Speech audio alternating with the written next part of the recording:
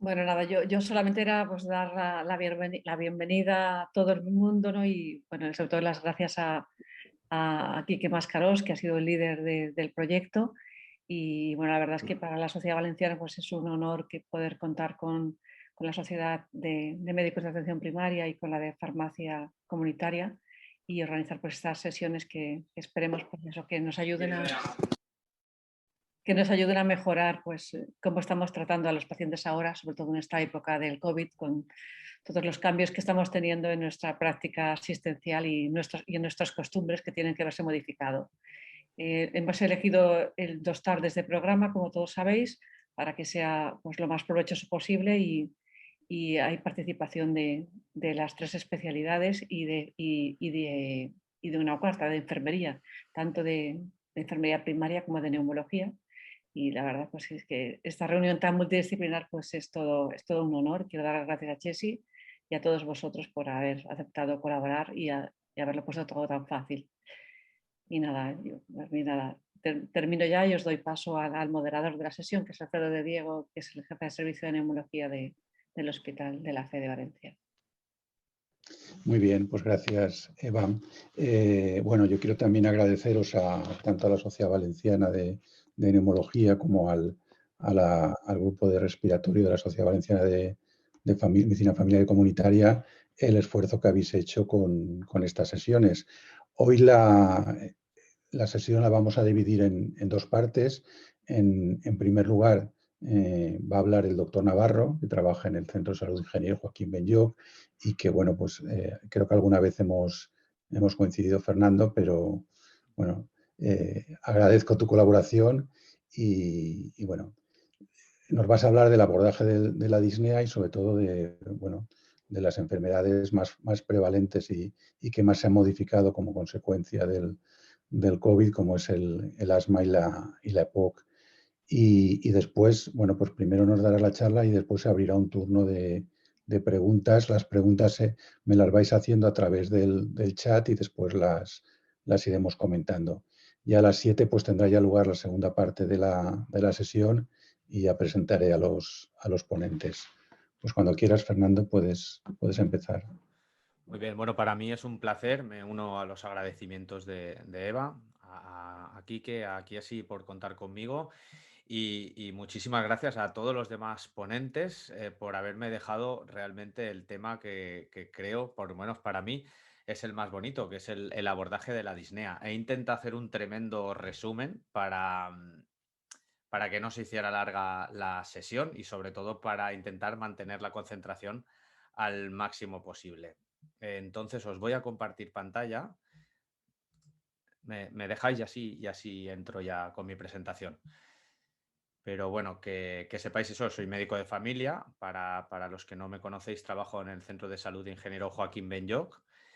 Y bueno, tengo especial interés por todo el tema de respiratorio. Para mí siempre es un placer colaborar, también como miembro del GRAP, con la Sociedad Valenciana de Neumología, pues para colaborar entre primaria y neumo, que yo creo que es una colaboración tan importante. Creo que estaréis viendo ya mi presentación.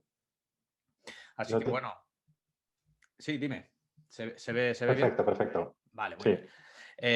Pues bueno, como os he comentado, vamos a entrar en materia rápido porque si tenemos que repasar el asma, el EPOC y encima darle un enfoque, digamos, práctico al tema de la disnea, vamos muy justos de tiempo. Así que voy a intentar ajustarme al máximo, como he dicho. En primer lugar, debemos de definir qué es la disnea. Y es que a mí me gusta que miremos a los pacientes, digamos, por lo que ellos nos explican. Y realmente la disnea es algo que los pacientes siempre nos lo van a explicar. Nosotros no podemos explicarle a un paciente si tiene disnea o si no tiene disnea, porque es el propio paciente el que nos la va a describir y tenemos que ser nosotros capaces de identificarla. Porque realmente, si nos centramos en la definición, la disnea es una experiencia subjetiva, es decir, no tenemos una prueba analítica, no tenemos un parámetro objetivo que nosotros podamos solicitar y que nos aparezca a nosotros en nuestro perfil de laboratorio, por ejemplo, disnea sí y disnea no. Y eso tiene una relevancia clínica importante porque lo que no podemos medir va a condicionar tremendamente nuestra actuación clínica como veremos próximamente tanto en el tema de las guías como en el ajuste del tratamiento, condicionando el tratamiento del asma también y de la EPOC. Por lo tanto, quiero que veáis, mira, primer ejemplo de una persona que tiene disnea, pues acaba de subir un puerto o hace un calor de espanto y se ha ido con la bicicleta y pues ha caído pues recuperándose de su disnea. Y que sepáis que, bueno, que eso es una situación no patológica en la que la disnea puede ser tremendamente intensa. Pero para nosotros también disnea es lo que refleja la imagen, que puede ser, por ejemplo, un atragantamiento, un infarto, una insuficiencia cardíaca, una crisis asmática, puede representar también la disnea. Y cómo no, pues bueno, por desgracia nos hemos empezado a acostumbrar a ver este tipo de radiografías. Para esto, en nuestras cabezas ya se refleja la disnea por la propia implicación clínica que tiene. Pero sin irme a casos tan graves, sí que es importante reflejar que en nuestras consultas aparecen consultas relacionadas con la disnea de mayor o menor intensidad, aproximadamente entre un 20 y un 25% de los casos. Esto significa que debemos preguntar activamente a los pacientes y debemos saber muchas veces qué descriptor utilizan para la disnea, porque bueno, sabemos todos que en unos sitios es ahogo, en otros sitios es sofoco, unas personas nos lo van a describir pues algo tan sencillo como un ice, otra gente nos lo va a describir como una presión en el pecho. Por lo tanto, yo creo que es importante que tengamos en cuenta esos descriptores para a la hora de la verdad nosotros saber representarlos en la práctica clínica como un problema de disnea, porque en función también de lo que sospechemos nos va a orientar el estudio. En cuanto a pacientes, en cuanto a relación de pacientes que están hospitalizados, aproximadamente el 50% de pacientes hospitalizados también presentan en algún momento algún síntoma relacionado con la disnea. Por lo tanto, es tremendamente frecuente este síntoma, bien sea, ya digo, por ejemplo, por una situación como una ansiedad o bien sea por una neumonía bilateral, como hemos visto en la radiografía. Y si nos vamos a pacientes críticos, de acuerdo, vemos que la disnea aumenta hasta un 70% de los pacientes ingresados. Por lo tanto, llegamos a una conclusión bastante rápida y que se demuestra, y es que la disnea tiene cierta relación con la gravedad de la enfermedad que padece el paciente. Y esto es algo muy bonito porque algo que nos está describiendo el paciente nos va a dar idea de su gravedad. De ahí la importancia de que sepamos investigarlo, sepamos manejarlo y sobre todo sepamos tratarlo adecuadamente. Y es que, mirad, este estudio me gusta siempre traerlo porque es muy, muy gráfico. Los médicos intentamos, en nuestro afán por clasificar, intentamos estadificar, por ejemplo, la severidad, la obstrucción en los pacientes, por ejemplo, en este caso es por EPOC. Y en función del FEB1, pues estadiamos estadio 1, estadio 2, estadio 3 y miramos la mortalidad. Resulta que la mortalidad a 5 años, evidentemente, en pacientes en este caso con EPOC, sí que difiere haciendo una prueba objetiva como es la obstrucción medida por el FEB1. ¿De acuerdo? FEB sub 1, disculpad los más meticulosos, FEB sub 1. Sin embargo, algo tan sencillo como preguntarle al paciente qué grado de disnea tiene o cuánta disnea tiene y digamos, cuantificarla de una forma adecuada, pero esto es muchísimo mejor predictor de mortalidad a 5 años, independientemente de su FEB sub 1 que tenga, independientemente, el grado de disnea que nos muestre el paciente nos va a condicionar su mortalidad a 5 años. Por tanto, cuando un paciente tiene disnea, independientemente de las pruebas objetivas que tengamos de ese paciente, por ejemplo, FEB sub 1, por ejemplo, la saturación, fiémonos de ese síntoma porque nos va a dar una clave de la gravedad que tiene el paciente. De hecho, en pacientes con EPOC, tanto como que es mejor predictor de la mortalidad y de lejos que el FEB sub 1.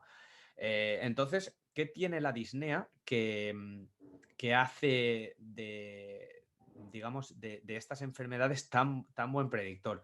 Pues quizá os voy a pedir un poquito más de concentración y por eso he puesto esta diapositiva al principio, sin querer explicarlo profundamente, pero desde luego que la disnea tiene un mecanismo fisiopatológico que involucra, involucra tanto sistema nervioso central como estímulos químicos, quimiorreceptores, mecanorreceptores, circuitos de feedback tanto positivo como negativo.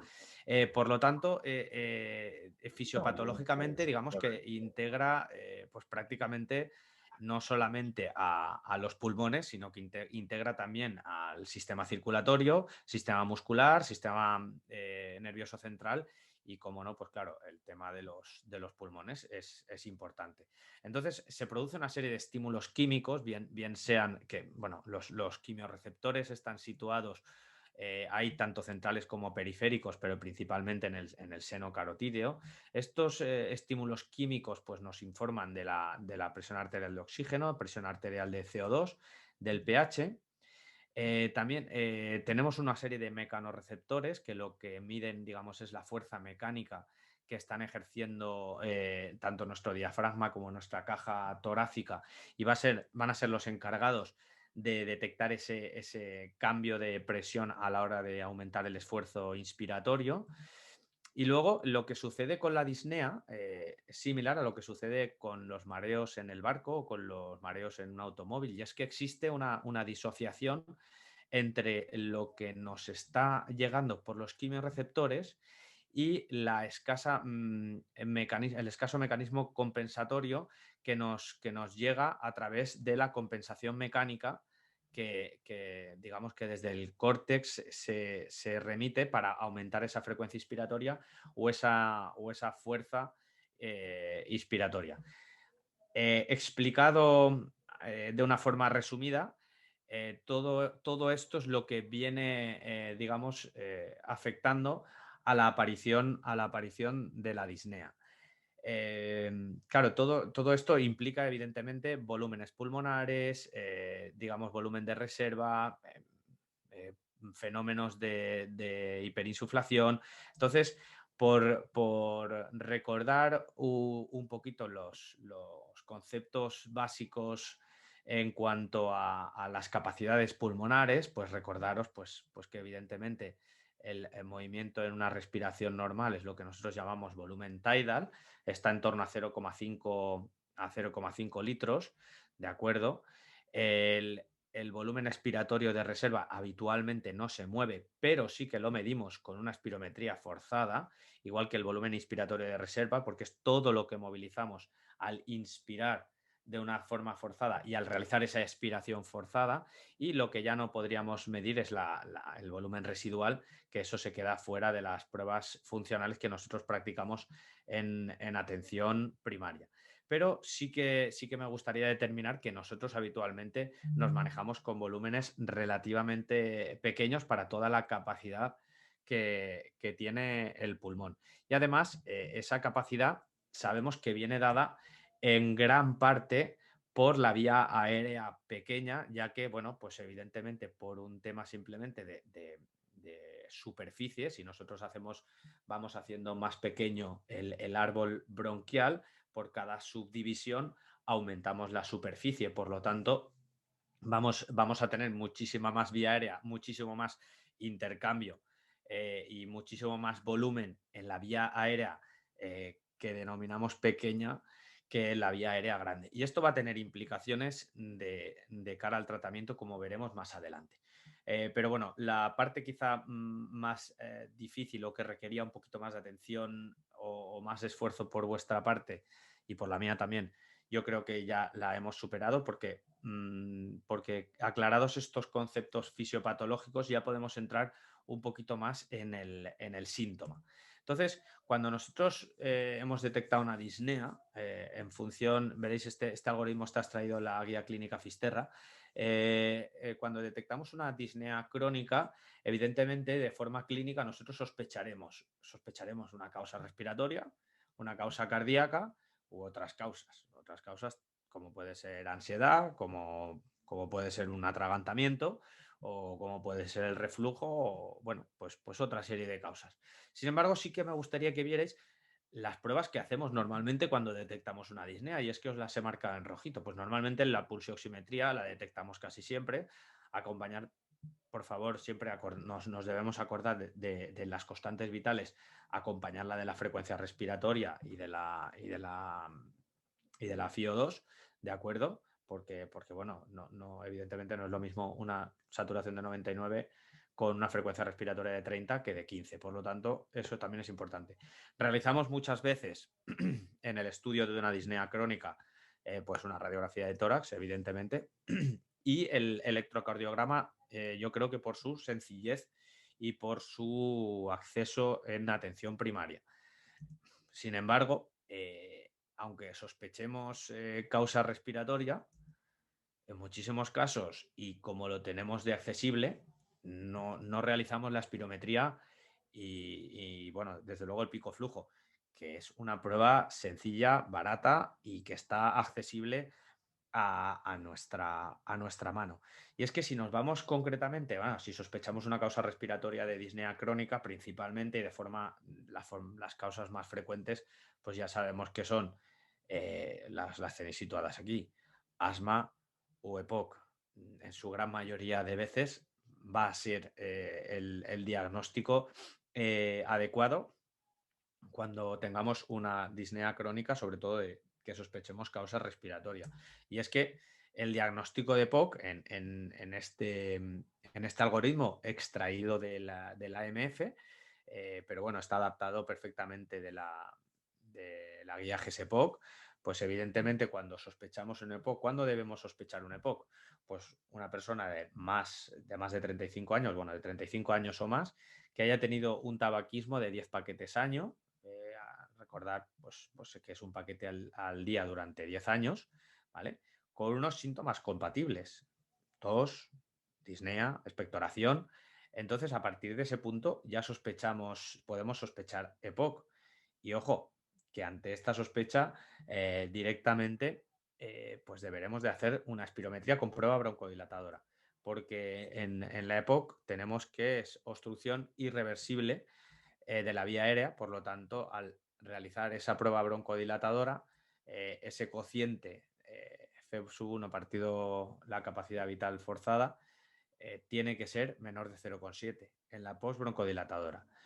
En este momento, y si no hay un diagnóstico diferencial que nos aclare otro diagnóstico, y es nuestra principal sospecha clínica, pues evidentemente estaremos hablando de EPOC, y una vez diagnosticamos un EPOC debemos de directamente pautar un tratamiento, ¿vale? Aquí vemos la GSPOC lo que nos propone, que es primero realizar un diagnóstico, luego realizar una estratificación del riesgo y luego, pues en función de la estratificación, seleccionaremos un tratamiento u otro. Insisto, lo estoy diciendo de forma resumida para ajustarme al tiempo. Luego en el tiempo de preguntas podemos entrar a debatir más. Sin embargo, existe infradiagnóstico en EPOC, está en torno al 80%, bueno, 71 en el último EpiScan. No obstante, está entre el 70 y el 80% ese infradiagnóstico. Y ese infradiagnóstico viene principalmente, primero, porque no investigamos adecuadamente los síntomas, principalmente la disnea, porque el paciente tiene una condición crónica que va adaptando su forma física y sus condiciones a su vida diaria y no obstante lo que limita su actividad física, y no nos explica esa disnea, sino esa limitación de actividad física. Y segundo, con prácticamente el mismo peso o importancia, y es que es necesaria realizar una espirometría. Sin una espirometría vemos aquí que no existe diagnóstico posible de EPOC. Y vemos, bueno, en cuanto a programas de cribado, la rentabilidad, tanto con síntomas como sin síntomas, es suficientemente elevada. Por lo tanto, vale la pena el instaurar, desde luego, programas de cribado. ¿De acuerdo? Por lo tanto, el papel centralísimo de la espirometría en el diagnóstico de una enfermedad respiratoria como es la EPOC. Como os he dicho, lo primero es llegar al diagnóstico. Ya vemos que existe un infradiagnóstico en este sentido. Lo siguiente es estratificar el riesgo, y esto es lo que nos propone la GSPOC. Bueno, que sepáis que en cuanto al riesgo, pues evidentemente hemos visto que el FeV1 pues, condiciona una mortalidad o una mala evolución de los pacientes con EPOC, un riesgo de exacerbación Por lo tanto, el FEP1 va a ser un ítem importante a la hora de estratificar el riesgo. Pero fijaros, la disnea vuelve a aparecer, pone la disnea cuantificada mediante la escala MMRC que ahora veremos, pero vuelve a aparecer en cuanto a la estratificación con el mismo o más peso, que esté de segunda no significa que sea menos importante, a la hora de estratificar el riesgo en un paciente EPOC. ¿Vale? Y por último, y más, tampoco es menos importante, pero por último, la presencia de exacerbaciones. Sobre todo el que haya un ingreso en el año previo, pues ya sería un motivo de que una persona con EPOC sea un alto riesgo. ¿De acuerdo? Y estos 3 ítems son de vital importancia porque van a condicionar primero, el riesgo, por lo tanto vamos a tener que estar más encima del paciente y segundo, van a condicionar directamente el tratamiento que le vayamos a poner al paciente con EPOC. Pero vemos que la disnea tiene un papel central, por lo tanto, no quería dejar escapar la oportunidad pues, de explicaros cómo podemos cuantificar, que inicialmente he dicho de una forma un poco capciosa que no podíamos cuantificarlo porque no es un valor objetivo, pero lo que no podemos es, digamos, objetivarlo, digamos, con un instrumento, porque no existe. Sin embargo, sí que podemos pedirle al paciente que nos cuantifique su disnea, evidentemente, siempre de una forma subjetiva. Entonces, pues bueno, en cuanto a la intensidad de cómo de fuerte o cómo de potente es la disnea que padece el paciente, pues existen escalas categóricas o escala analógica visual, pues principalmente pues del 1 al 10 o con un dibujo de unas caras o con un dibujo de una persona normal y una persona exhausta. Y bueno, pedimos al paciente que nos señale dónde se encuentran sus síntomas, su disnea, ¿no? Luego, en función también de la alteración emocional, de cómo le impacta al paciente, cómo le hace sentir al paciente, pues existen estas mismas escalas, ya que bueno, pues se basa en sentimientos y digamos, en la percepción del paciente de esa disnea. Pero si queremos ahondar un poquito más en lo que es en el estudio de la disnea, pues sí que tenemos que tener en cuenta cómo afecta funcionalmente al paciente.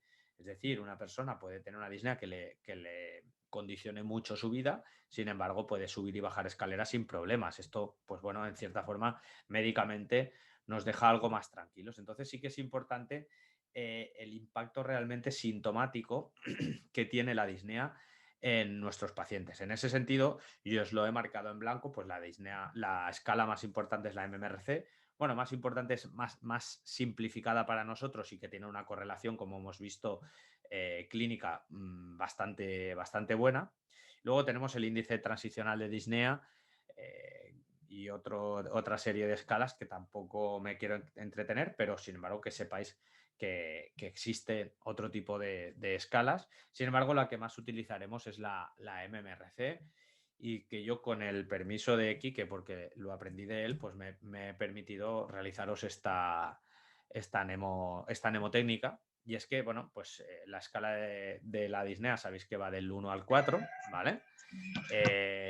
Bueno, del 0. 0 es sin disnea. No sé si me escucháis bien porque se escucha un ruido por ahí. Sí, hay alguien que tiene el micrófono abierto, por favor, que lo cierre o algo, si lo puedes cerrar. Lola González. Ciérramelo, Aquí. haz un mute general si quieres y ya me desmuteo yo. Vale. ¿A mí se me escucha? Sí, perfecto. Pues bueno, como os iba comentando, la disnea por MMRC, 0 evidentemente es que no hay disnea. 1 es que aparece en pendientes o al realizar, digamos, grandes esfuerzos. 2, pues que no puedes seguir el ritmo, por eso pongo una pareja, no puedes seguir el ritmo de tu pareja o de gente de tu edad, pues vas a caminar y te vas quedando detrás. 3, pues evidentemente al caminar 100 metros, ¿por qué? Pues porque 100 tiene 3 dígitos, 1, 2 y 3, y esto es el grado de disnea 3. Y 4, pues prácticamente en reposo, mínimos esfuerzos, al abrocharse los cordones, que es el 4 que dibuja una silla. ¿Vale? Entonces, esto sería una forma de cuantificar la disnea ojo, teniendo en cuenta el impacto sintomático, o sea, que realmente es una escala multidimensional, no solamente tiene en cuenta el impacto en el paciente, sino el impacto en su capacidad funcional, y por eso vemos que tiene esa buena relación en cuanto a riesgo futuro y en cuanto a mortalidad. ¿Vale? La escala que os he enseñado antes era una escala, la mortalidad predicha por el índice transicional de la disnea, por eso podía diferir los grados, que aparecían más grados, ¿vale? Pero bueno, esto es un detalle que no tiene demasiada importancia para los más observadores, ¿vale? Y bueno, pues como os decía, la importancia de estratificar el tratamiento sin querer, digamos, entrar demasiado en detalle porque nos llevaría probablemente una sesión completa, pero es que evidentemente si nosotros tenemos un riesgo bajo, probablemente seleccionaremos una terapia broncodilatadora de larga acción, probablemente un LAMA, y si no va mejor el paciente, pues probablemente le haremos una doble broncodilatación. Sin embargo, si detectamos un riesgo alto, pues ahí hay que hilar algo más fino, porque debemos saber si ese paciente es agudizador, si no es agudizador, o si presenta un agudizador eosinofílico, que lo podemos determinar como un paciente EPO con tintes de asma o con una exacerbación frecuente, digamos, con eosinofilia en sangre periférica, que nos va a condicionar o nos va a facilitar el uso del LABA con el corticoide inhalado.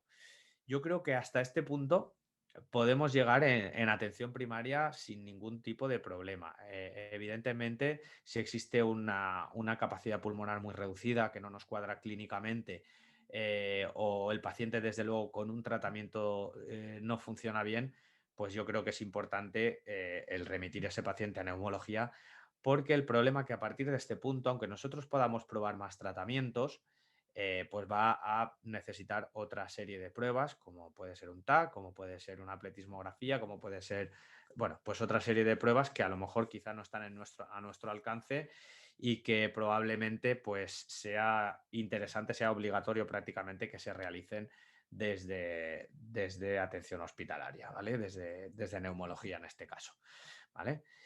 Entonces, las guías, hemos visto el desarrollo de la guía GSPOC, vemos como en su mayoría los pacientes, al final el tratamiento de la EPOC, el tratamiento principal es broncodilatar, dejar esa vía aérea bien abierta y en la medida de lo posible, y si el paciente tiene esas características específicas, pues podemos añadir el corticoide inhalado. Insisto, si no funciona bien el tratamiento, desde luego en un riesgo alto, tendremos que remitir a los pacientes a neumología, y es importante que los remitamos de forma precoz para que se realice el estudio. Luego, por otro lado, es interesante, es prácticamente mandatorio que todos los pacientes con EPOC tengan una alfa-1 antitripsina realizada, una vez en su vida, y desde luego que, como digo, si existe un FEV1 muy reducido o no nos cuadra clínicamente la espirometría con la condición física del paciente, pues remitiremos a ese paciente a neumología, ¿vale? Sin entretenerme mucho más, sí que me parece esta aproximación muchísimo más práctica y que nos permite manejar al paciente de una forma, digamos, clínica, sin centrarnos eh, pues tanto en la estratificación del riesgo, sino en la presencia o en la ausencia de síntomas o de exacerbaciones. Es una aproximación que me parece muy interesante, nos la propone la GOL, y es que nosotros empecemos con un tratamiento, y si se cumplen determinados criterios, como probablemente es la presencia de eosinofilia en sangre periférica, pues ese paciente va a ser subsidiario a que podamos pautarle un corticoide inhalado. Ya digo, se pueden entrar en muchos matices, pero desde luego nos dice que le pongamos un LABA o un LAMA. Si persiste la disnea, que le añadamos la doble broncodilatación, o en función si tiene una eosinofilia periférica, pues nos iríamos al LABA corticoide inhalado. Y si no funciona, pues a una triple terapia. Pero como digo, siempre es importante, y lo ponen aquí, investigar en torno a al cumplimiento e investigar en torno a la técnica, como posteriormente tanto Ana como Quique revisarán en sus sesiones. Y luego tenemos otra aproximación en función de las exacerbaciones, cosas que tenemos en nuestra historia clínica sin necesidad de realizar ninguna prueba adicional. Por lo tanto, como veis, pues una aproximación similar. Si el paciente exacerba, pues le añadiremos un LABA corticoide inhalado si cumple criterios, o si no los cumple, un LABA LAMA. Y desde luego que si no funciona bien, pues probaremos con la triple. Y yo personalmente quedaría aquí, y a partir de aquí, si no funciona bien, y los tratamientos están bien puestos, no significa que todos los pacientes tengan que acabar con una triple terapia, ni mucho menos, sino que si son candidatos, que la acaben llevando, pero si no funciona bien, el resto de tratamientos los podríamos añadir, pero requieren otra serie de pruebas que por desgracia pues no están a nuestra mano, y además un seguimiento muchísimo más estrecho. Bueno, como os comentaba, el tema de los criterios de utilización del corticoide inhalado, pues bueno, evidentemente si aparece una eosinofilia mayor de 300 en sangre periférica, o bueno, si es mayor de 100, pero no funciona bien con una doble broncodilatación, pues tenemos ahí cierto grado de tranquilidad de que ese corticoide inhalado puede hacerle papel. Y desde luego, si tiene neumonías de repetición, bueno, historia de infección por micobacterias o una eosinofilia inferior a 100, pues ese paciente quizá no es que esté contraindicado, ¿vale? Pero ese paciente probablemente no va a ser subsidiario en tratamiento con corticoide inhalado, porque no va a encontrar un beneficio, va a encontrar, digamos, más riesgo que beneficio. Sin embargo, el corticoide inhalado, y por eso me parece bien cómo lo ponen en la GSE-POC, cuando me vais a permitir tirar hacia detrás un poquito, cuando existe una eosinofilia o cuando existe ese fenotipo mixto o ese overlap entre asma y EPOC, evidentemente ahí hay que dar un corticoide inhalado. ¿Por qué? Porque el asma, el corticoide inhalado, así como en la EPOC, la broncodilatación, en el asma el corticoide inhalado es el tratamiento principal, porque existe un problema inflamatorio principalmente de la vía aérea, bien extrínseco, bien intrínseco, pero existe un componente inflamatorio que debemos de tratar con el corticoide inhalado. Y los estudios nos están diciendo que cada vez es mejor que en estadios más bajos vayamos introduciendo el corticoide inhalado. Como veis, también existe infradiagnóstico en el asma. La prevalencia es algo mayor que la EPOC, está en torno a un 9%, ¿de acuerdo? Y el infradiagnóstico creo que viene dado por una situación similar, aunque los pacientes son algo más jóvenes, pero viene dado por una situación similar. Los pacientes se acostumbran a tener asma, muchas veces no consultan. El asma, ojo, que sigue causando muertes a fecha actual. Y además nosotros no realizamos espirometrías. Cuando se ha implantado un programa de espirometrías en atención primaria, los diagnósticos en asma se han triplicado. Por lo tanto, es importantísimo ese papel central de la espirometría. Pero como decía, los pacientes no perciben la gravedad de su asma. Y es que si nosotros preguntamos a los pacientes, y me voy a la parte derecha de vuestras pantallas, ¿cómo están? El 80% considera que está bien. Considera que está bien. Sin embargo, con criterios objetivos o con criterios consensuados en las guías, solamente, y me voy a la parte izquierda ahora mismo, el 20% de pacientes se podría considerar que está controlado. Por lo tanto, existe ahí una disociación muy importante que es importante que nosotros debemos de detectar y debemos de tratar de una forma adecuada para intentar que esa percepción se acerque al control real de la enfermedad. Y yo creo que un primer paso es pautar el tratamiento adecuado. Y es que si nosotros preguntamos a los pacientes asmáticos en qué confían más, si en su tratamiento de rescate o en su tratamiento de mantenimiento, visto en este caso como el corticoide inhalado, vamos, por una aplastante mayoría, independientemente de la gravedad del asma, los pacientes nos van a decir que el que no le toquemos sea el azulito. O sea, que ellos quieren el tratamiento de rescate, los chuf, la mascareta, muchísimo más que el tratamiento de mantenimiento con un polvo seco, con un inhalador presurizado, bueno, de la forma que sea. Pero desde luego que confían más con el beta de rescate que con el corticoide inhalado. Y eso probablemente viene de, primero, quizá de una que el beta 2 de corta tiene un efecto muy rápido y un feedback de alivio bastante rápido, y el corticoide inhalado exclusivamente no. Ya con LABA, como veremos ahora, pues también lo tiene, pero probablemente eso hace que el paciente lo perciba como no tan necesario, y creo que esto es importante. Pero es que cuando esta misma pregunta se la trasladaban a los médicos, aunque no os he traído la gráfica, no nos pensemos que los resultados eran muy diferentes. O sea que al final nosotros tenemos que también concienciarnos de cuando una persona nos está solicitando más de 2 envases o 2 envases de salbutamol al año, debemos de preguntarle qué pasa ahí, desde luego hacer una espirometría, y desde luego, si es así que los está utilizando y los está utilizando de forma correcta,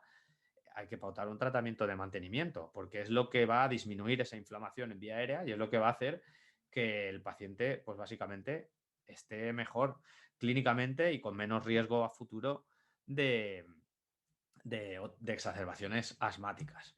¿Vale? O sea que la adherencia es un gran problema, pero también la detección de síntomas va a ser importante a la hora de preguntarle al paciente con asma, ya que muchísimas veces los pacientes con asma, cuando tienen síntomas leves, no nos consultan, sino que acuden a urgencias, se les da un tratamiento, no acuden al control porque se han encontrado mejor, y tenemos otra vez el problema de la rueda de la medicación de rescate, abandonan la medicación principal, y simplemente, pues por recordaros, como está expuesto en la guía GEMA 5.0, pues los principales síntomas, como es la disnea, la dificultad respiratoria, la tos, sobre todo la aparición de tos nocturna, las sibilancias, que pueden estar o no estar, y la opresión torácica. Principalmente esos son los diagnósticos de los síntomas del asma. El hecho de preguntar activamente por estos síntomas, pues primero nos va a ayudar a confirmar el diagnóstico, bueno, a solicitar las pruebas adecuadas, en este caso una espirometría, como vamos a ver, pero sobre todo a tener esa sospecha clínica y a permitir pautar un tratamiento que, bueno, que para nuestro paciente tiene que ser seguro, efectivo y potente, y tiene que ser adecuado para su condición clínica y para su gravedad, para su estadio de gravedad del asma, ¿vale? Por lo tanto, cuando detectemos disnea en el asma o cuando sospechemos que exista un problema asmático, también preguntemos activamente por la presencia de esa disnea, por la presencia de esa afectación funcional, porque solamente si tenemos la sospecha clínica no podemos llegar al diagnóstico, tenemos que objetivar esa afectación funcional. ¿Cómo la vamos a objetivar? Pues principalmente con una espirometría, como nos propone este algoritmo, un poquito más, ya digo, me gusta muchísimo la guía GEMA, pero pienso que la guía asma del GRAP da un pasito más porque, bueno, elimina o elude lo que es la prueba de nitrógeno expirado, porque realmente no tenemos disponibilidad en atención primaria de ella. Y entonces es un algoritmo centrado exclusivamente en atención primaria, en el que nosotros podemos llegar al diagnóstico sin ningún tipo de problema. Pero insisto, la prueba principal, y está aquí arriba, lo primero es sospechar los síntomas, como hemos visto hace un momentito, y lo segundo, realizar una espirometría con prueba broncodilatadora. Hemos visto que las dos enfermedades, tanto asma como EPOC, es necesario realizar la prueba broncodilatadora. En este caso, ¿por qué? Pues porque la positividad de la prueba broncodilatadora va a ser diagnóstica en caso de que tengamos una sospecha. Independientemente del patrón que nosotros obtengamos en la espirometría, si tenemos una prueba broncodilatadora diagnóstica, por recordarlo, variación en FEV1 o FVC del 12% y más de 200 o 200 mililitros, ¿vale? Pero ojo, si continuáis con una prueba broncodilatadora negativa y ese cociente es obstructivo y no sospecháis que haya un EPOC o queréis descartar que se trate de un asma, porque insisto, como hemos visto, el tratamiento va a ser completamente diferente y la evolución clínica también, pues se puede realizar esa prueba de cortisona oral o corticoide inhalado a dosis altas y observar si se normaliza el patrón. En ese caso, pues veremos si es un asma, ¿vale? Y el asma, como digo, principalmente el tratamiento fundamental, sobre todo a partir del asma persistente, incluso en asma intermitente, va a ser el corticoide inhalado, ¿vale? ¿Por qué? Pues porque básicamente en estas dos gráficas a mí me gusta ponerlas porque son dos análisis muy burdos, ¿no? Pero nos permiten ver las cifras y es que a mayor número de corticoide inhalado, de cartuchos de corticoide inhalado pautados, ¿vale? Eh, menor mortalidad por asma. Ya digo, a grosso, en una cohorte de 30.000 sujetos y bueno, fijaros que disminuye de una forma muy, muy, muy importante la mortalidad. De la misma forma, conforme, bueno, evidentemente van aumentando, digamos, los pacientes asmáticos, ¿vale? Si nosotros aumentamos la pauta de corticoides inhalados, ¿de acuerdo? Disminuye las muertes y disminuye la hospitalización. Esto, como veis, es lo que os comentaba antes de la implementación de un programa para el diagnóstico de asma. Evidentemente, los diagnósticos de asma aumentan porque se realiza una serie de implantaciones de espirometrías en atención primaria, una serie de formaciones como puede ser esta, y una concienciación a nivel general bueno, que hace aflorar todo ese infradiagnóstico. Pero fijaros que pese a aumentar, bueno, pese no, gracias a que aumentan los diagnósticos, aumentan los tratamientos, ¿vale? Aumentan los costes de medicación por paciente, evidentemente, pero disminuyen los ingresos y la mortalidad. Por lo tanto, yo creo que el papel del corticoide inhalado en el asma es, vamos, hoy por hoy indiscutible. De hecho, me permite hacer esta pequeña modificación y este pequeño resumen para que se quedara en vuestra imagen. Y es que si vosotros le podéis poner, si detectáis un asma prácticamente intermitente, o sea, cualquier asma, le podemos poner un LABA con un corticoide inhalado y no nos vamos a confundir, ¿de acuerdo? No tengáis miedo al cambio de tratamiento, no tengáis miedo de si habéis detectado un asma y lleva una medicación oral, ponerle LABA corticoide inhalado, porque no nos vamos a confundir, porque ya hemos visto en los dos estudios previos que el tratamiento principal es el corticoide inhalado y en este caso cada vez la tendencia es mayor por estudios que han salido posteriormente, a que el LABA corticoide inhalado pues tiene utilidad prácticamente en todos los escalones del asma.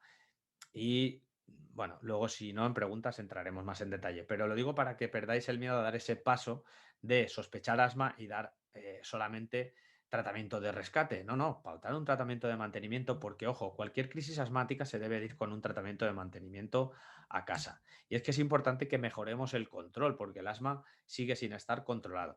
Y fijaros que independientemente del escalón, ¿vale?, de tratamiento que lleve el paciente, existen pacientes que siguen sin controlar, independientemente, como digo, del escalón terapéutico. Evidentemente, este último prácticamente porque es definición, ¿vale? Pero independientemente de los escalones de tratamiento que llevemos, hay pacientes que no están controlados y eso es porque pues, requiere una serie de intervenciones de revisar tratamientos, de revisar factores que podamos modificar en el ambiente, de pautar un tratamiento adecuado, de revisar la técnica que realiza el paciente, de revisar esa adherencia, ¿vale? Porque la adherencia, bueno, como veremos, es bastante bajita. ¿De acuerdo? Entonces, pues llegados a este punto, me gustaría hacer una reflexión otra vez, y es que el 80% de pacientes consideran que su asma está controlado, cuando hemos visto que eso no es real, ¿vale? Por lo tanto, ahí necesitamos implementar una serie de herramientas, como estábamos comentando, que favorezcan el detectar esa diferencia entre el control y la percepción del control. Yo creo que un instrumento básico en atención primaria es el pico flujo, sobre todo en caso de existir además una exacerbación. En caso de pacientes hipoperceptores, quizá a lo mejor también tiene su papel. debemos de aumentar su uso, incluso prácticamente cualquier paciente asmático debería tener un pico flujo porque sigue estando en las guías, porque es un instrumento barato y porque nos permite cuantificar la obstrucción al flujo aéreo, no la disnea, pero sí la obstrucción al flujo aéreo, ¿vale? Y luego tenemos otra serie de escalas como el test de adherencia a inhaladores o el AC-test, que también, pues, en caso de que haya pues, una discrepancia clínica o, bueno, que nos permite simplemente saber si ese paciente está controlado o no está controlado, dando un paso más allá de solamente utilizar la escala MMRC, ¿vale? Y desde luego lo que tenemos que pensar es cómo está funcionalmente ese paciente y cuál va a ser el riesgo a futuro, porque el control tiene básicamente la función de disminuir el riesgo de muerte y disminuir el riesgo de exacerbación y de deterioro de la función pulmonar de los pacientes asmáticos. Por lo tanto, es básico que nosotros entremos ahí. Sin nada más, vamos, me quedan 4 diapositivas prácticamente, o sea que bueno, simplemente deciros que la acción terapéutica siempre, si no hay un buen control, va a ser revisar el tratamiento, revisar técnica inhalatoria, adecuar el fármaco al paciente que tenemos delante, el inhalador también, y desde luego, si todo esto se cumple, pues aumentar sin miedo el tratamiento. Y si el paciente está controlado y es una buena época, que no hay alérgenos o que ese paciente no suele exacerbar, pues podremos disminuir perfectamente el tratamiento. Y aquí, en cuanto a la selección del inhalador, sí que me gustaría volver a esta diapositiva porque creo que el tamaño de las partículas que nosotros estamos utilizando en los inhaladores pues tiene importancia precisamente porque debe de haber depósito en pequeña vía aérea. Si el inhalador que nosotros utilizamos es de una partícula de gran tamaño, una partícula gruesa, o la técnica no se realiza de una forma adecuada, va a quedar impactada en la vía aérea superior o en los bronquios de mayor tamaño y no va a llegar a la vía aérea, digamos, de pequeño tamaño, donde se realiza principalmente el intercambio y donde más volumen respiratorio se genera. En este sentido, pues que sepáis que lo que es la beclometasona extrafina tiene muchísimo más depósito en pequeña vía, tanto en su forma de inhalador presurizado como en su forma Nextaler. ¿De acuerdo? Entonces, en este sentido, cuando veáis, por ejemplo, una beclometasona versus una beclometasona extrafina, pues evidentemente va a tener muchísimo más depósito la beclometasona extrafina.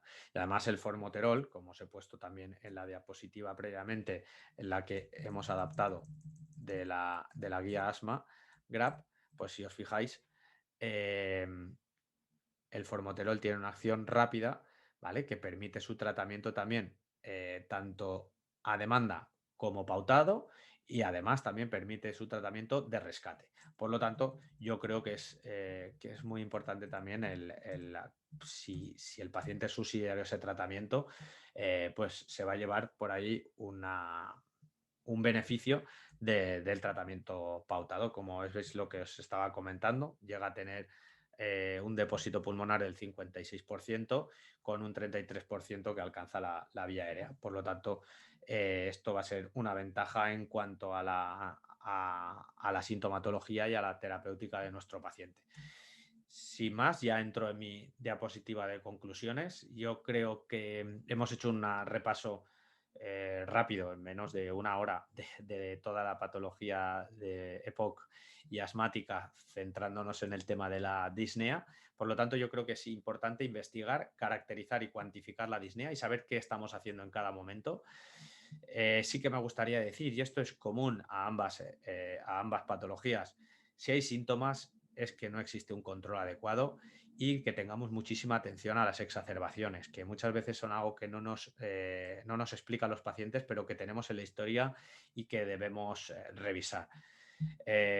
Por último, considerar la técnica es muy importante antes de hacer una modificación del tratamiento, comprobar la adherencia y si estos dos se cumplen, desde luego, adecuar el tratamiento inicialmente y en caso de tener que ajustarlo, adecuar siempre el tratamiento a las condiciones de nuestros pacientes.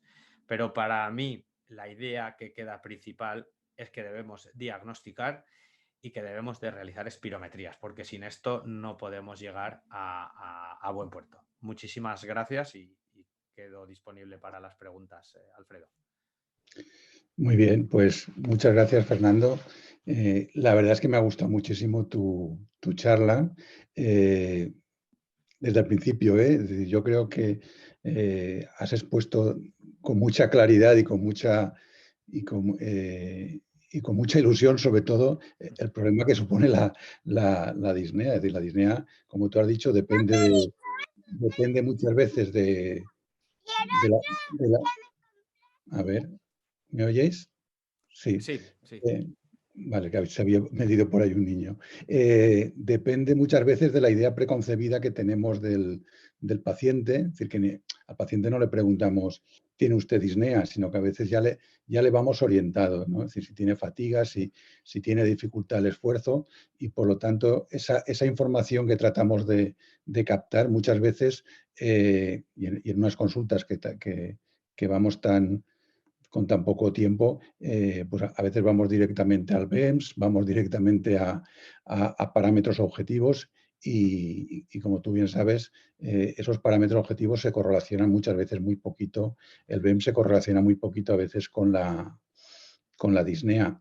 Seguimos utilizando todos la MRC, que como tú bien has puesto, la cita es del año 1959, es decir, que seguimos utilizando medidas muy vastas, muy antiguas. La verdad es que como el de la NIJA para la insuficiencia cardíaca. Yo no sé si utilizáis más o en primaria algunas escalas como el Borg, que viene a ser una escala analógica visual, pero un poquitín modificada. Nosotros lo utilizamos en las pruebas de esfuerzo, en el test de marcha. Cuando tratamos de correlacionar con otro parámetro, lo utilizamos más, pero la verdad es que tampoco lo utilizamos mucho. Entonces, no sé si lo utilizáis o... No solemos utilizarlo. Sinceramente, bastante es que reflejemos el MMRC. Ya. Porque no tenemos esa práctica, digamos, integrada todavía en nuestro día a día. Y yo creo que es importante eso, por lo menos, reflejar el MMRC, pues se le puede pasar un CAT, que no lo he nombrado porque no, a los pacientes con EPOC, se le puede pasar una CT a los pacientes asmáticos, con la colaboración siempre de enfermería en condiciones ideales. Pero sí que es importante que tengamos esa costumbre de introducir parámetros, digamos, objetivos o cuantitativos más que subjetivos propios del profesional. Yo creo que eso sí que es importante. Muy bien. Yo deciros a todos porque no sé si podéis entrar directamente, creo que es a través del chat. Todo aquel que quiera hacer preguntas que se... Creo que se Respecto a lo que, como veo, que creo que todavía no hay ninguna pregunta, ¿no? Pero no, en el respecto a chat. lo que has comentado de que nos basamos en datos objetivos, sí que hay un estudio muy curioso bueno, mira la correlación de la disnea del paciente versus la que percibe el profesional que tiene el paciente. Hay que decir que tanto infraestimamos como sobreestimamos. Normalmente la correlación entre los médicos y los pacientes es de un 30 y pico por ciento. O sea que no tenemos una gran certeza no apuntamos bien del todo la disnea. Y normalmente lo que sucede es que la infravaloramos. O sea, el paciente percibe mucha más disnea de la que nosotros apuntamos que tiene. Y en este sentido, pues bueno, o sea, lo que son las enfermeras y los enfermeros, pues nos ganan de 10 puntos. Tienen una correlación del 44%, pero aún así son correlaciones muy bajitas, casi siempre infraestimándonos los médicos. Por lo tanto, pues bueno, sí que es importante anotar algo cuantitativo, porque si no, se queda el paciente como menos grave de lo que está. Sí, yo creo que tienes toda la razón. Es decir, y además es un poco, ya te digo, que yo creo que como disponemos de muy poco tiempo para tratar de averiguar y de incidir más en la disnea, vamos siempre a buscar el BEMS o en el caso del asma, la utilización del beta 2 como parámetro de de gravedad y no en lo que está sufriendo el paciente, que es con la disnea. Yo lo asemejo muchas veces al dolor, es decir, que con el dolor se han validado muchísimas escalas, se ha llegado a crear bueno, las unidades del dolor dirigidos fundamentalmente a ese síntoma independientemente de la causa.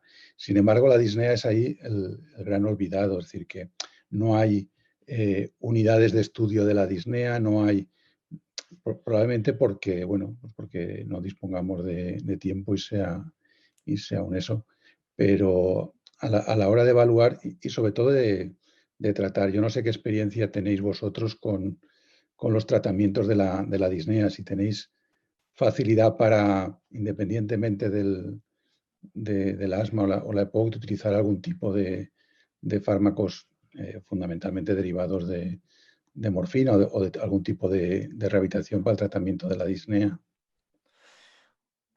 Hombre, a ver, en estadios, por ejemplo, en EPOC muy graves, avanzados, lo que se considera también EPOC terminales, pues ahí sí que tenemos menos miedo a la hora de introducir un opioide, o bueno, si hay que utilizarlo, lo vemos, digamos, un poquito más claro, sobre todo si otra persona ha puesto la etiqueta al paciente, porque así lo tenemos.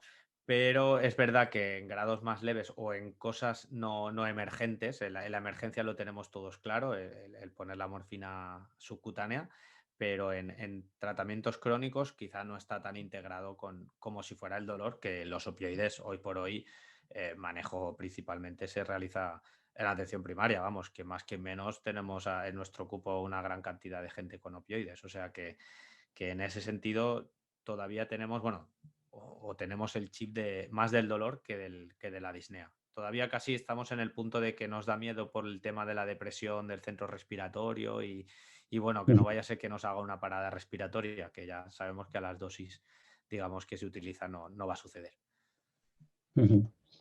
Muy bien. No sé si, mira, Eva hace una pregunta. Dice, muchos pacientes que han pasado COVID están consultando por disnea. ¿Cómo lo manejamos, esa disnea? Bueno, aquí a Eva le tengo que dar mi opinión, porque la verdad que el tema del COVID pues nos pasa muchísimo y debemos de diferenciar, digamos, entre los que nos presentan una debilidad y los que nos presentan una disnea realmente. Yo creo que lo ideal es que estos pacientes sí que tengan un circuito o una ruta realizada porque, ojo, tenemos un gran problema y es que los pacientes que han ingresado y tienen disnea, pues ya tienen su seguimiento tanto como por vuestra parte por neumología, como por medicina interna, como por incluso rehabilitación, pero los pacientes que no han ingresado y que presentan esa disnea se quedan un poco perdidos que al final, después de, pues qué sé yo, después de una radiografía, un tiempo de espera para ver si mejora, si no mejora, incluso en algún caso así excepcional de hacer alguna espirometría y sin grandes esperanzas, pues al final lo remitimos a neumo pues para acabar el estudio, ¿no? Pero que yo creo que ahí sí que es importante eso, diferenciar la disnea de lo que es la astenia y que haya un circuito más o menos rápido, pues porque supongo que a esos pacientes les hacéis más pruebas en el hospital. Supongo. Sí, yo contestando también un poco a lo que has comentado ya Eva, la verdad es que el problema aquí es al principio. Es decir, al principio, como tú dices, el paciente mezcla lo que es la sensación de fatiga y de cansancio de lo que es el verdadero esfuerzo respiratorio. Y lo que sí que hemos observado es que un porcentaje de esos, cuando ha transcurrido un mes o mes y medio, están mejorando, ¿vale? Han mejorado. El resto sí que hay que hacerles ya un estudio de difusión y un TAC para ver por qué persiste esa disnea. Tampoco tenemos muy claro por qué sigue esa disnea, es decir, que si es por alteraciones vasculares o qué es lo que les produce al final la disnea a estos pacientes. Pero sí que lo que al principio hay que tener es un poquitín de paciencia porque, bueno, yo los entiendo a los pacientes que salen de un proceso así y ven que no acaban de mejorar, pero en esos primeros meses a veces es difícil establecer si realmente es por cansancio o por efectos sistémicos que por la propia patología pulmonar. Sí, bueno, Muy bien. Pues nada, la verdad es que yo tenía varias preguntas, pero a ver si alguien más del público se anima. Bueno, otra pregunta. Has comentado al final la posibilidad de utilizar la beclometasona extrafina y el formoterol como terapia inicial en estadio 1, cosa igual que la budesonida formoterol. Y después Sí. también hay otra terapia que, bueno, que al principio sí que se estaba utilizando mucho, era utilizar el mismo fármaco como medicación, lo que sería la terapia MART, ¿vale? Es decir, que utilizarlo lo mismo como rescate que como controlador. ¿Lo utilizáis mucho? Yo creo que eso ha sido una ventaja. Esto yo creo que ha sido incluso como hace muchas veces la Real Academia de la Lengua, ¿no? O sea, ver lo que se está haciendo e intentar averiguar si eso tiene una utilidad. En primer lugar, nosotros por H o por B, no sé explicar la razón, asma intermitente caracterizamos muy pocos. O sea, casi siempre si le ponemos una etiqueta es un asma persistente leve. Por lo tanto, ahí casi siempre vamos a pautar vamos a entrar con un lavacorticoide inhalado. Otra cosa es el tratamiento de rescate. Pues evidentemente cuando se ven las curvas de acción del formoterol, que es un beta de acción rápida, o sea, de acción prolongada, pero que tiene la acción muy rápida, vamos, se puede deducir, se podía deducir ya de antes de los estudios que podía tener un efecto broncodilatador temprano y que se podía utilizar como medicación de rescate. Los estudios hay que hacerlos, salieron en su época con el tema del MART y yo creo que es una gran ventaja el pautar un inhalador y decirle al paciente que no tiene que aprender a utilizar otro inhalador, sino que ese mismo lo lleve encima y si tiene un problema que haga la inhalación de su tratamiento de mantenimiento, que es lo que le va a realizar la broncodilatación. Yo creo que esto es una ventaja en nuestro caso y sí que se utiliza, porque no hay que mezclar inhaladores, básicamente. Y vas a aumentar la adherencia, que es el problema principal que tenemos en estos pacientes. Muy bien. Pues nada más, si no hay ninguna pregunta, si después os animáis, pues te la pasaré. Si no, pues Perfecto. vamos a iniciar la segunda parte. Voy a presentaros, bueno, la segunda parte va a ser, va a ser conjunta, por un lado, de una enfermera de la Fuente San Luis, Ana Gorro, que nos va a explicar la terapia inhalada en esta era tan desgraciada y tan difícil a la hora de los tratamientos inhalados como es la era del post-COVID. Y la segunda parte la hará Quique Mascarós, de Arquitecto Tolsá, que también nos va a hablar un poco de, bueno, pues de los inhaladores también en esta época. ¿De acuerdo? Pues cuando quieras, Ana, empiezas tú. Vale, yo quería dar sobre todo las gracias por haberme invitado porque es muy importante que trabajemos juntos tanto en neumología como primaria. Y me habéis puesto un tema un poco complicado porque, claro, la terapia inhalada en la era post-COVID pues es elucubrar. Yo me conformaría con que esa era post-COVID fuera como era la pre-COVID, es decir, que rápidamente pasáramos a lo que teníamos antes, pero me parece que no va a ser muy factible, desgraciadamente. El paciente respiratorio es un paciente que vemos a diario en nuestro centro de salud, por lo menos veíamos a diario, pero sin embargo nunca se le ha dado una importancia especial. Es decir, sí que desde que yo entré en primaria tenía programas que trataban sobre la hipertensión o sobre la diabetes. Sin embargo, el paciente respiratorio, a pesar de saber que es un paciente con un volumen de prevalencia muy alto, no se les ha dedicado muchos programas específicos. Ahora sí que estábamos empezando ya desde primaria, sobre todo, a intentar captar a ese paciente y trabajar con él, porque es fundamental. Si nos damos cuenta, hay dos grandes patologías respiratorias, como es el asma, y solo en asma tenemos 2,5 millones de personas en España y la prevalencia es de un 5% en adultos y de un 10% en niños.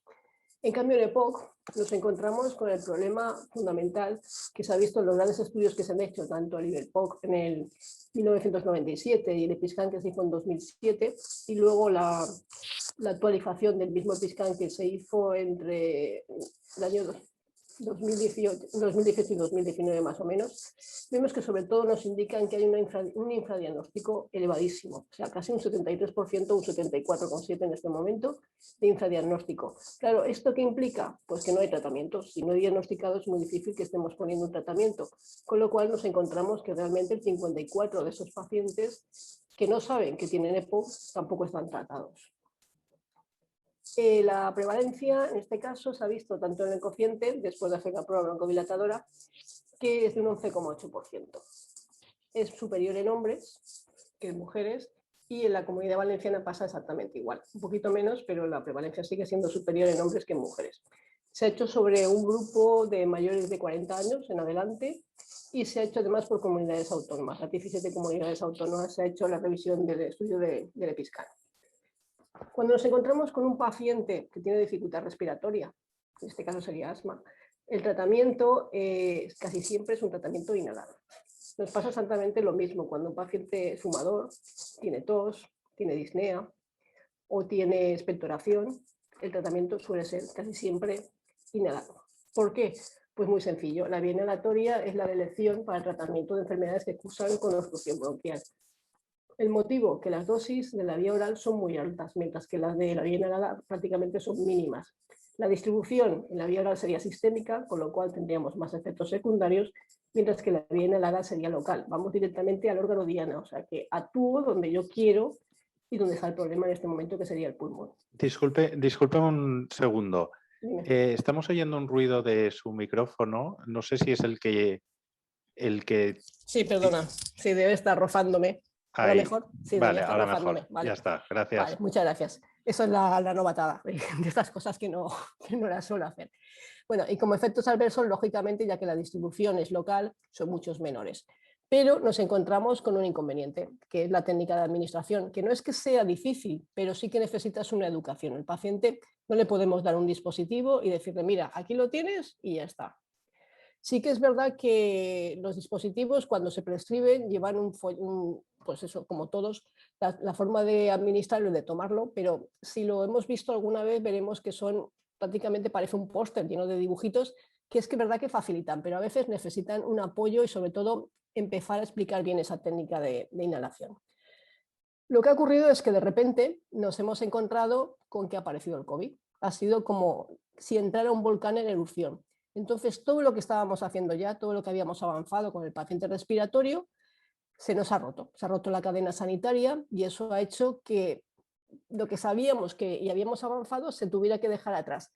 El personal sanitario, en un principio, ante el desconocimiento de lo que podía implicar el COVID en sí, lo que ha hecho en un momento ha sido estar expectante, a ver cómo evoluciona, porque en un principio no sabíamos ni las consecuencias y también desconocíamos los efectos secundarios que tenía este tipo de enfermedad. ¿Cómo se solucionó el desconocimiento? Pues cerramos los centros de salud. Los centros de salud se blindaron. Y entonces lo que pasó es que dejamos al paciente completamente aislado en su domicilio. Nosotros, ante el desconocimiento y para evitar que hubiera contacto, porque los pacientes acudían y podían estar demasiado cerca unos de otros, porque no estábamos preparados para asumir este tipo de pandemia, pues rompimos el funcionamiento estructurado que había del sistema sanitario, se rompieron esas vías de comunicación con los pacientes y todo aquello, sobre todo el paciente respiratorio, que implicara aerosol, era como un tabú.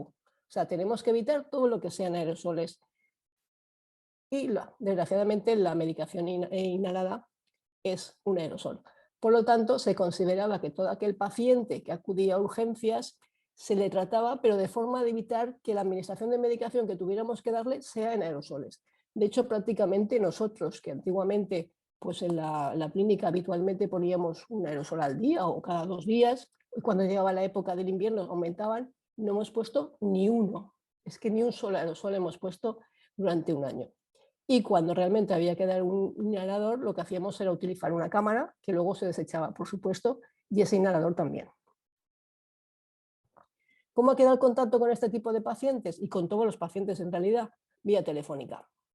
¿Qué ocurre? Que es muy difícil a un paciente que tú acabas de diagnosticar o que realmente está con una disnea o con una fatiga, que tú por teléfono le puedas explicar cómo debe utilizar un dispositivo nuevo que le acaban de prescribir, porque realmente la comunicación que hay es muchas veces visual. Tú cuando estás explicándole una técnica nueva, lo que te das cuenta es de que a lo mejor lo que le explicas no entiende absolutamente nada, o al contrario, que sí que está colaborando, o ves por sus carencias que el dispositivo que se le ha administrado no es el más adecuado porque no tiene una habilidad o porque tiene un problema de cierre bucal, lo que sea. Y todo eso por teléfono es muy difícil.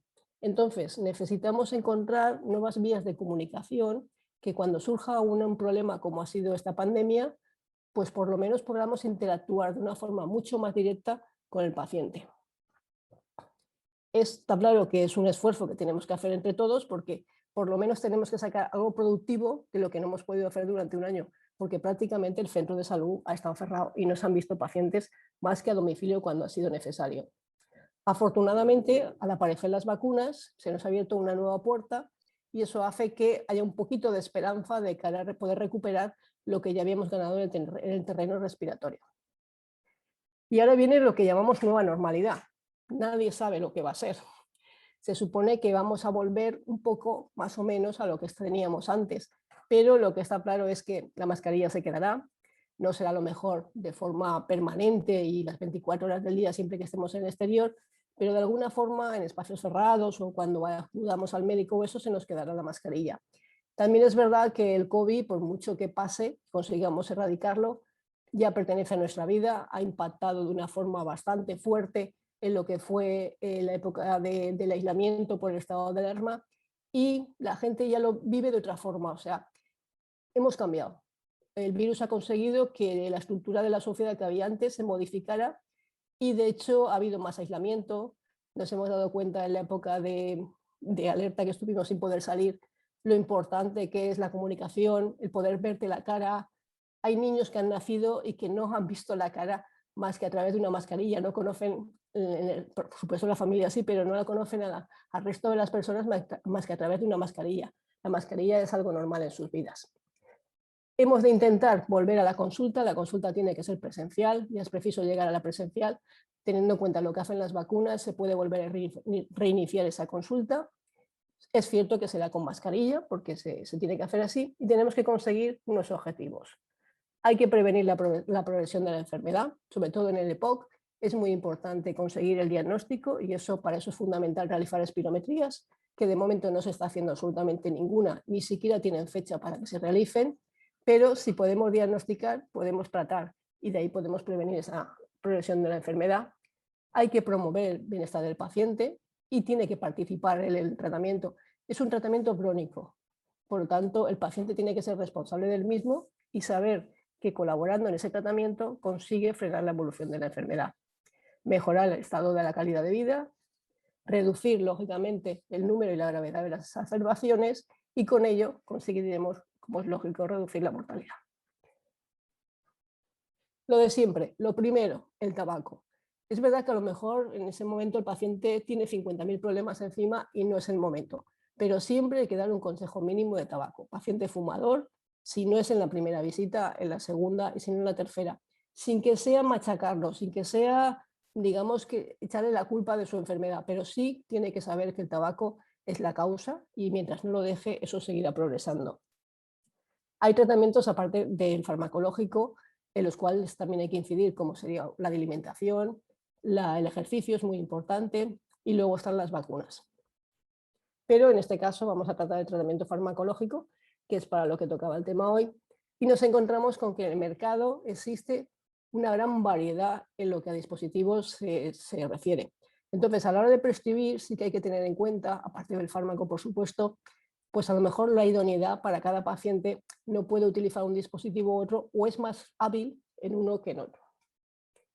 A eso hay que sumarle las cámaras espaciadoras. Imaginaros todo lo que tenemos en el mercado en este momento. Y aquí viene lo que dificulta en general el tratamiento inhalado, que es la técnica de inhalación. Realmente la técnica de inhalación es sencilla, pero hay que saber explicarla. Hay que evitar sobre todo que el paciente coja malos hábitos al principio, porque luego es mucho más difícil, digamos, reconducirlo a como debe ser. Entonces, si nos fijamos bien, hay que tener en cuenta 3 cosas muy sencillas. Primero hay que vaciar el pulmón. Si yo no vacío el pulmón de aire, es muy difícil que entre el fármaco porque ya está lleno de aire. Lo más importante después, una apnea. Si no consigo que ese fármaco que yo he introducido se me quede en el pulmón 10 segundos no llega a depositarse. Por lo tal, exactamente igual que entra, sale. Y luego tranquilamente expulsar el aire. También podemos explicarlo si el paciente no tiene un volumen de capacidad suficiente como para hacer en una expiración toda la inhalación que corresponde, pues podemos utilizar el inhalador con cámara. Y sencillamente habría que explicar la pauta. Y también tenemos el polvo seco. No varía mucho porque las cosas generales son las mismas, expirar primero y hacer la apnea, pero sí que hay que saber cómo debo expirar, si debo tener apartado el dispositivo y lo que debo hacer. Y la importancia de enjuagarme la boca sobre todo. ¿Cómo elegiría yo el sistema según la edad? Pues muy sencillo. En menores de 2 años no tenemos opción. Tiene que ser siempre un cartucho presurizado con una cámara y con una mascarilla. Si el niño tiene entre 2 y 4 años, pues la opción es que yo le quite la mascarilla. Hay que valorarlo. Y si tiene más de 5 años, pues ya puedo introducir a lo mejor un sistema de polvo seco. Y a partir de esa edad, en principio, cualquier tipo de sistema de inhalación. En aquellas situaciones especiales, como son unas personas mayores que tienen una mala técnica inhalatoria porque tienen Parkinson o tienen temblores o realmente tienen una Alzheimer y nos cuesta, pues sería un cartucho presurizado con cámara. También puede ser un sistema de polvo seco, pero como todo hay que valorarlo directamente. Y en pacientes con parálisis facial, pues dependerá un poco de la oclusión de la boquilla, pero puede utilizar cualquier tipo de sistema. Lo único que variará será si es con mascarilla o sin mascarilla. En un paciente demente, lo que se pueda, no podemos hacer más. En un paciente que esté inconsciente o comatoso, pues en este caso sería un cartucho presurizado con una cámara y con mascarilla, o bien dentro del sistema de ventilación. Y en los tracotomizados, las guías ponen una serie de cosas, pero la experiencia nos indica que lo ideal sería un cartucho presurizado siempre con cámara, porque tenemos que tener en cuenta que la velocidad a que sale ese cartucho presurizado es de 2 o 3 atmósferas. Y claro, el impacto directo va sobre la mucosa de la tráquea, con lo cual podría ser peor a la larga los efectos secundarios que la ventaja que tuviera el cartucho presurizado, mientras que con una cámara evitaríamos todo eso. ¿Cómo le damos las instrucciones a los pacientes? Pues las instrucciones deberían ser orales, es decir, tenerlo delante y explicárselo, pero además darle un apoyo escrito, porque está claro que la primera vez que tú hablas con un paciente y le presentas un dispositivo, lo entiende enseguida, pero luego cuando llega a casa era, primero lo agitaba, primero lo cargaba, primero lo cerraba, entonces siempre hay que dar un apoyo. Tiene que ser sencillo, tiene que ser el idioma del paciente, eso hoy en día tenemos mucha población distinta y se puede solucionar pues haciéndolo con dibujitos, no es preciso que lo ponga en todos los idiomas, sino simplemente unos dibujos que se entiendan. Tenemos que tener placebos en la consulta, porque yo no le puedo explicar a un paciente, mire, le van a dar un disco que es como redondito y tiene una muesca y entonces pone el dedo pulgar y lo abre. No, tengo que explicárselo con el dispositivo delante. Aparte de eso, tengo que monitorizar el uso de la medicación, porque no es normal que a un paciente que yo le dé un cartucho presurizado que tiene que durarle 2 meses, me lo aguante 1 año, luego no está tomando la medicación. Y tengo que implicar a la familia en aquellos pacientes que sean niños o sean ancianos.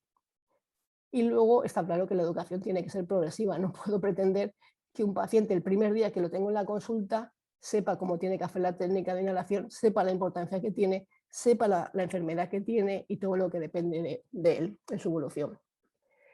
Quisiéramos poder volver a la educación grupal, de momento está muy lejos porque estamos empezando a abrir las puertas a los pacientes en los centros de salud, pero con el tiempo se volverá a conseguir una educación grupal. Desde luego será distinta, no será como era antes, estaremos con mascarillas, estaremos separados 1,5 metros, pero por lo menos el paciente notará que no está solo, que hay más gente que está como él y que el uso de terapia inhalada es fundamental para él y para todos los que están con él. Podemos ayudar, y eso se puede explicar en la educación grupal y la individual, a programar las tomas. Si yo quiero que el paciente después de usar un inhalador se enjuague la boca porque es conveniente para evitar efectos secundarios locales, pues sería ideal que se lo dejara en el cuarto de baño. De esa forma, en el desayuno y en la cena tengo garantizado que se enjuaga la boca. Otra cosa sería que al principio pues, se pusiera el dibujito delante del espejo y él se ve y a la vez va haciendo los pasos que le indica el dibujo. Y luego es muy importante valorar cuando el paciente me dice que necesito con mayor frecuencia la medicación, porque nos podemos encontrar que sea por 2 motivos, porque ha habido un empeoramiento de su enfermedad o porque realmente no se está tomando la medicación como toca, porque no sabe usar el dispositivo. Por lo tanto, tenemos que introducir nuevos métodos para que cuando nos surjan dificultades, como nos ha pasado este año, podamos seguir en contacto con este tipo de pacientes y podamos ir solucionando los problemas. Y muchas gracias por todo. Bien, muchas gracias, Ana. Vamos a pasar ahora a continuación con la presentación de Enrique y así después hacemos las preguntas todo junto. ¿De acuerdo?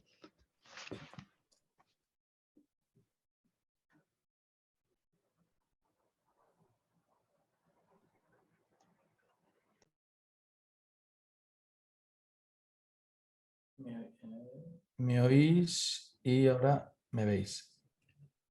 ¿Me veis bien? Sí. ¿Y se oye bien? Sí, perfecto. Vale. Pues nada, mi parte es un poco intentar solucionar estos problemas que se nos han planteado en atención primaria en relación a los pacientes respiratorios que llevan pues, dispositivos que precisan de una técnica de inhalación. ¿Vale?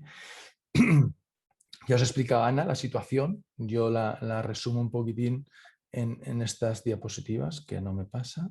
A ver si desde abajo. Esto es el cambio que ha habido, ¿no? Si de una cosa se caracteriza atención primaria era de la proximidad que teníamos a los pacientes, o sea, prácticamente tú podías concertar citas presenciales, el paciente venía, si no lo entendía le citabas, lo programabas y ahora prácticamente tenemos que el 80, ya no, pero el 75% de nuestras visitas es telefónica. Claro, esto conlleva dos problemas, que realmente se podría mejorar y se podría utilizar este tipo de telemedicina, ¿vale? En el caso de que dispusiéramos de métodos en el cual pues, nos viéramos las caras. A día de hoy, yo pocos centros de salud conozco que tengan estas infraestructuras informáticas a nivel de software o a nivel de hardware, ¿no? Las webcam. Entonces, prácticamente lo que disponemos es de unos teléfonos en los cuales realizamos la llamada y nos oímos, pero no nos vemos. Entonces, claro, el contacto visual para técnica de inhalación, para corregir, es muy importante. Tú no puedes decir, pues mire, haga así, hablando por teléfono, coja el aire, la gente no sabe. A veces utilizamos términos pues, que la gente también tampoco entiende, exhalar, inhalar. En cambio, si te están viendo cómo lo haces, pues lo tienen mucho más claro. Entonces, claro, para ciertas patologías o para ciertos síntomas, ¿vale? Pues la consulta telefónica FETEN pues nos salva, o sea, podemos solucionarlo. Pero justamente para la técnica de inhalación, yo creo que es algo preciso que existan otro tipo de herramientas para mejorarlo. Y para ello, pues llegó en su momento una idea que ya se hizo en el 2016 con unos compañeros de enfermería del San Pau y con gente de medicina de familia, ¿vale? y farmacia comunitaria, en el cual se diseñó una plataforma, una web app, ¿vale? En la cual el paciente, pues veréis ahora las características y cómo puede participar en su educación. Y es importante por esto que comento aquí, ¿no? Porque cualquier técnica necesita de un aprendizaje. Y hoy en día está demostrado que yo os puedo aquí hablar de muchas cosas y al final probablemente se os quedarán con 2 o 3 cosas, como mucho, ¿vale? En cambio, si os enseño, pues probablemente recordéis más. Pero es el momento en que tú haces partícipe a la persona de la enseñanza cuando realmente lo aprenden y lo interiorizan y ya lo aprenden. De tal manera que, como bien ha dicho Ana, puede que en algunas ocasiones incluso ese aprendizaje pues cometan errores o hábitos, malos hábitos, que damos por hecho en muchas ocasiones que el paciente hace la técnica bien. Entonces es muy importante, y antes se hacía, revisar la técnica. Ahora por teléfono, pues tú puedes preguntar, pero ¿usted maneja bien? Hombre, claro, por favor, si yo llevo con este dispositivo 10 años, da por hecho que lo hace bien. Y nos hemos llevado muchas sorpresas viendo que la gente realmente, pues aunque lo maneje desde hace 10 años, no lo hace bien. Entonces es muy importante tener la posibilidad de verificar los pasos de cada dispositivo de forma presencial o de forma de videoconferencia para que el técnico sanitario, en este caso bien enfermería o bien medicina, sepamos cómo lo hace y corregir los posibles errores que estos pacientes tengan. Y esto es importante porque el aprendizaje no es solo información, es la experiencia, es el poder participar, es el poder involucrarse, es el poder ser partícipe de tu propia educación, ¿vale? Entonces, en este sentido, tenemos la suerte de que realmente esta web app se diseñó para esto, para que el paciente interaccionase con su médico. Luego, al final de la exposición, os voy a poner un vídeo muy cortito de 4 minutos en el cual os explica más o menos cómo podéis utilizarlo. Y yo os animo a que empecéis a utilizar este tipo de aplicaciones porque nos han demostrado que en estos tiempos, pero no, ya no son estos tiempos, esto se diseñó y se ejecutó en 2016. Es verdad que por aquel entonces pues no veíamos la necesidad, pero ahora y del futuro, como bien ha dicho Ana, es incierto. No sabemos hasta qué punto en los centros de salud pues se podrá hacer una exhalación forzada, es decir, esto poco a poco nos iremos dando cuenta de qué sí y qué no se puede hacer. Claro, en todo avance hay personas que lo ven negro, hay personas que van a poner trabas, personas que no se manejan con este tipo de cosas. Pero bueno, yo siempre digo que hay que apremiar o hay que valorar el que suma y el que resta en cualquier situación, pues no son hacerle caso, pero realmente que no nos influya. ¿Por qué digo esto? Porque para poner en práctica o en marcha este tipo de proyectos tenemos que ver sus dificultades, pero sobre todo ver sus beneficios en los momentos actuales. ¿Y qué beneficio nos puede aportar esta aplicación web? Pues en la cercanía al paciente que hemos perdido, la posibilidad de compartir conversaciones escritas, conversaciones con vídeos, compartir vídeos de los distintos dispositivos, como ahora luego veremos. Entonces, es muy importante pensar en esta gente, ¿no? Porque a mí me han llegado a decir en ocasiones, ¿no? Dice, bueno, es que, claro, esto de las apps y de todo lo que estáis haciendo ahora, esto es para gente joven, ¿no? El paciente prototipo EPOC, ¿vale? Que puede ser una persona pues de ya entrada en años, a partir de 70, 70 y pico años, no va a saber hacer este tipo, no va a poder utilizar estas plataformas. Y yo en estos momentos, probablemente hace 2 años me decís eso y digo, pues sí, la verdad es que, pobre gente, pues eso, no existe una herramienta ideal para todo el mundo. Pero ese hándicap que había con este tipo de aplicaciones para gente mayor se ha roto. ¿Y por qué se ha roto? Porque esta gente se ha tenido que adaptar a la situación de la pandemia. ¿Y cómo se ha adaptado? Pues esta gente ha estado aislada. Esta situación de aislamiento ha hecho que se busquen la vida para poder contactar con sus familiares que no veían desde hace meses, nuestros familiares que los tienen lejos o que no pueden visitarlos. Y esto se ha hecho a partir de aplicaciones, pues está el Zoom, está el Teams, está muchas. Y prácticamente, os digo yo, que la gran mayoría de pacientes que saben manejar este tipo de herramientas no van a tener ningún problema en manejar la web app de InalCheck, porque tiene una parte de chat, una parte de vídeos y una parte pues, de citación y de técnica. O sea que yo creo que en los momentos actuales y vista a futuro, este tipo de webs, app, han ganado a adictos porque han mejorado, han tenido que adaptarse, en conclusión. De tal manera que podemos estar tranquilos, y esta foto os la pongo un poco, ¿no? con la idea esta de relax y de que hemos pasado una época mala, hemos pasado una época en la cual pues, todos teníamos una incertidumbre, pues estamos viendo que estamos saliendo de ella. Yo felicitar desde aquí a la Comunidad Valenciana porque vamos, estamos mejor que queremos desde hace ya bastante tiempo, con unos índices de contagio muy bajos, y esto pues todo va a hacer que poco a poco instauremos, no ya en una nueva normalidad, instauremos pues lo que veamos que podamos instaurar poco a poco dentro de nuestras consultas, dentro de nuestros pacientes. Y este tipo de aplicaciones han venido para quedarse, han venido para ayudarnos en el trabajo. Nos hemos dado cuenta que realmente algunas de las visitas presenciales se pueden evitar. En este caso estamos diciendo que la técnica de inhalación es preferible, ¿vale?, que el paciente esté delante. Pero es que de esta manera que vamos a decir ahora, que vais a ver, el paciente va a estar delante. De otra manera, sí, pero va a poder estar delante. Entonces, mientras en los centros de salud no se deje hacer ninguna técnica en la cual haya una exhalación de aire o haya un peligro, que se compruebe perfectamente que no hay ningún peligro de hacer este tipo de técnicas, pues yo creo que es una aplicación que podemos y debemos de poder utilizar. Y esto es lo importante, ¿no? La técnica de inhalación no basta que te lo expliquen una vez, tienes que practicarlas, equivocarte, practicarlas y tener la posibilidad de que en un momento determinado tengas la facilidad, ¿vale?, de que alguien te corrija esos errores, porque si no, esos errores se convierten en hábitos, el paciente empeora, el paciente no va mejor, el paciente ingresa, el paciente empiezan a surgir los problemas.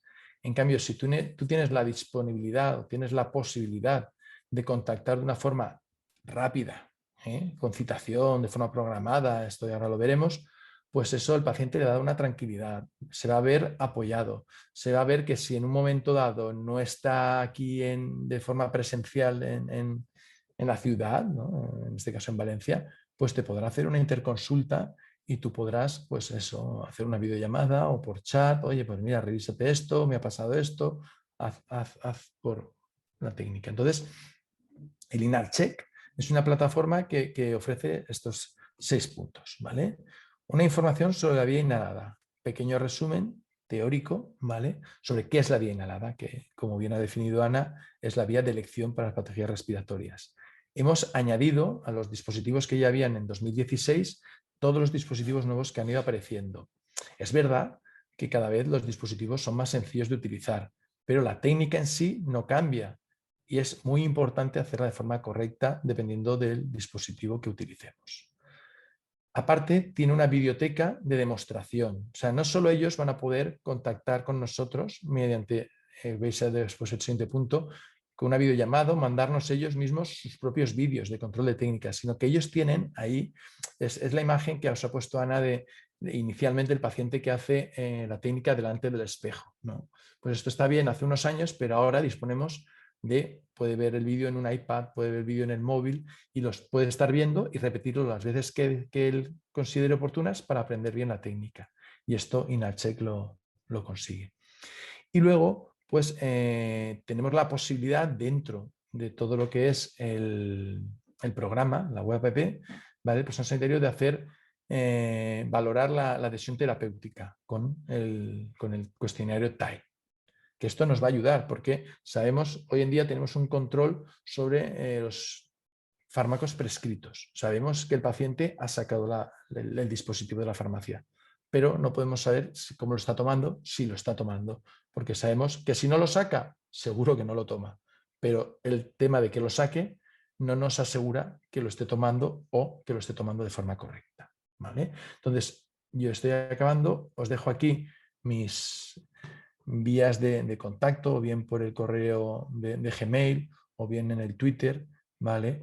Pues podéis contactar conmigo para cualquier duda que os pueda surgir y os voy a dejar ya con el vídeo de la plataforma que dura 4 minutos y luego sí que os pediría que cualquier duda que tengáis en relación a la charla que ha hecho Ana o a la mía, por favor que participéis porque yo creo que es lo que da un poco de vida a este tipo de sesiones.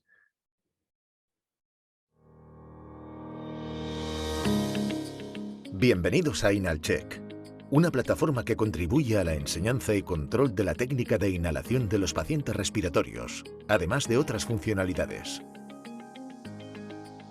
A continuación, le acompañaremos a través de una guía de usuario para conocer las posibilidades y manejo de la aplicación. Para comenzar, escriba en su navegador la dirección web de la plataforma. ¿Se me ve? En la página de inicio de la aplicación, en el cajetín de la izquierda, valide el código de registro que le ha facilitado el patrocinador. A continuación, cumplimente los datos solicitados para el registro. Tenga en cuenta que la dirección de correo electrónico que escriba en la casilla email será su identificación como usuario, además del medio de comunicación con la organización del proyecto. Introduzca, asimismo, la contraseña con la que desea acceder a la aplicación. No olvide marcar la casilla de consentimiento de tratamiento de datos antes de registrarse. Una vez registrado, recibirá un correo de confirmación de su registro en la plataforma.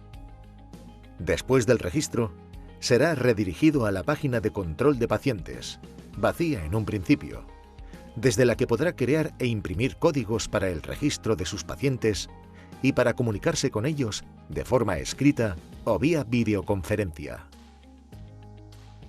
A medida que sus pacientes se vayan registrando en la plataforma, podrá usar con ellos las herramientas de mensajería, cita, cuestionarios y videollamada desde la misma tabla donde salen listados.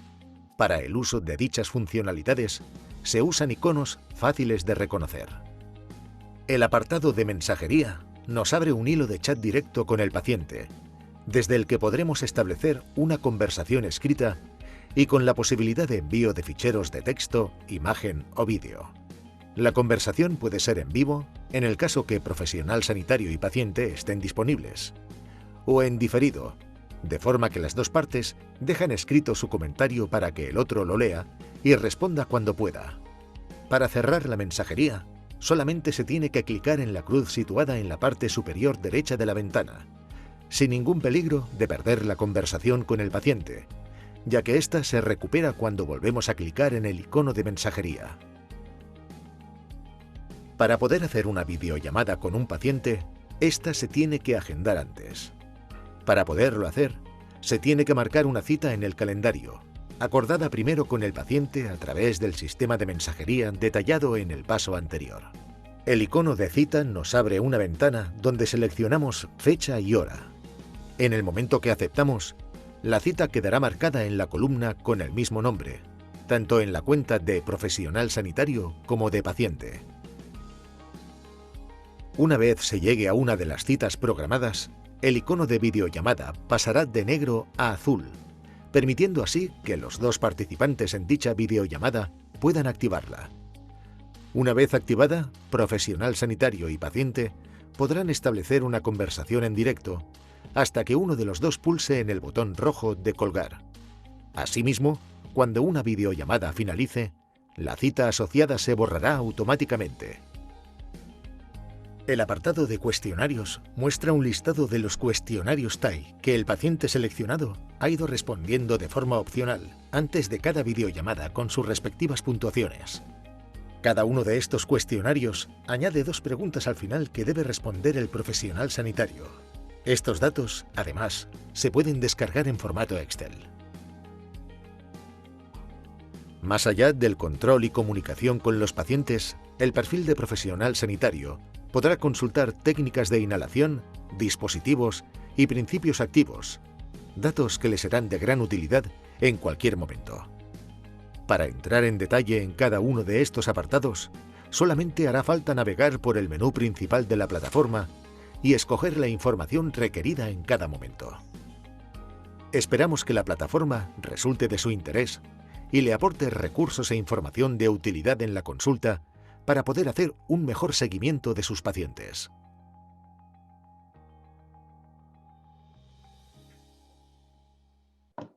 Vale, pues eso es lo que yo quería enseñaros, ¿vale? Y ahora pues estamos abiertos, si quieres, Alfredo, empezar si hay alguna pregunta o nos quieres hacer tú alguna pregunta o Pues, los asistentes. a ver, esperamos que poco a poco, porque la verdad es que ha sido unas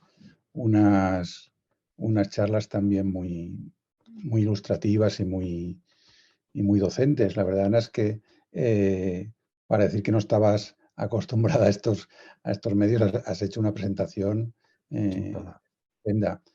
Y bueno, mientras van surgiendo preguntas, yo sí que quería preguntarte aspectos prácticos, Quique, porque nos has dejado con el caramelo en la boca y realmente este tipo de programas que desde luego puedes solucionar muchos de los problemas que hemos tenido con los pacientes durante la pandemia, lo estáis utilizando. Es decir, ¿hay alguna forma de que nuestros sistemas capados nos dejen utilizarlos? Claro, esto es lo que he estado comentando, ¿no? Que el tema de aquí es casi más, pues como suele pasar, yo quiero que en patología respiratoria, por lo menos en atención primaria, lo tema sí que es la voluntad del médico. Es como algo más voluntario tener pues un correo corporativo o un correo, abrirlo para esto solo, ¿vale?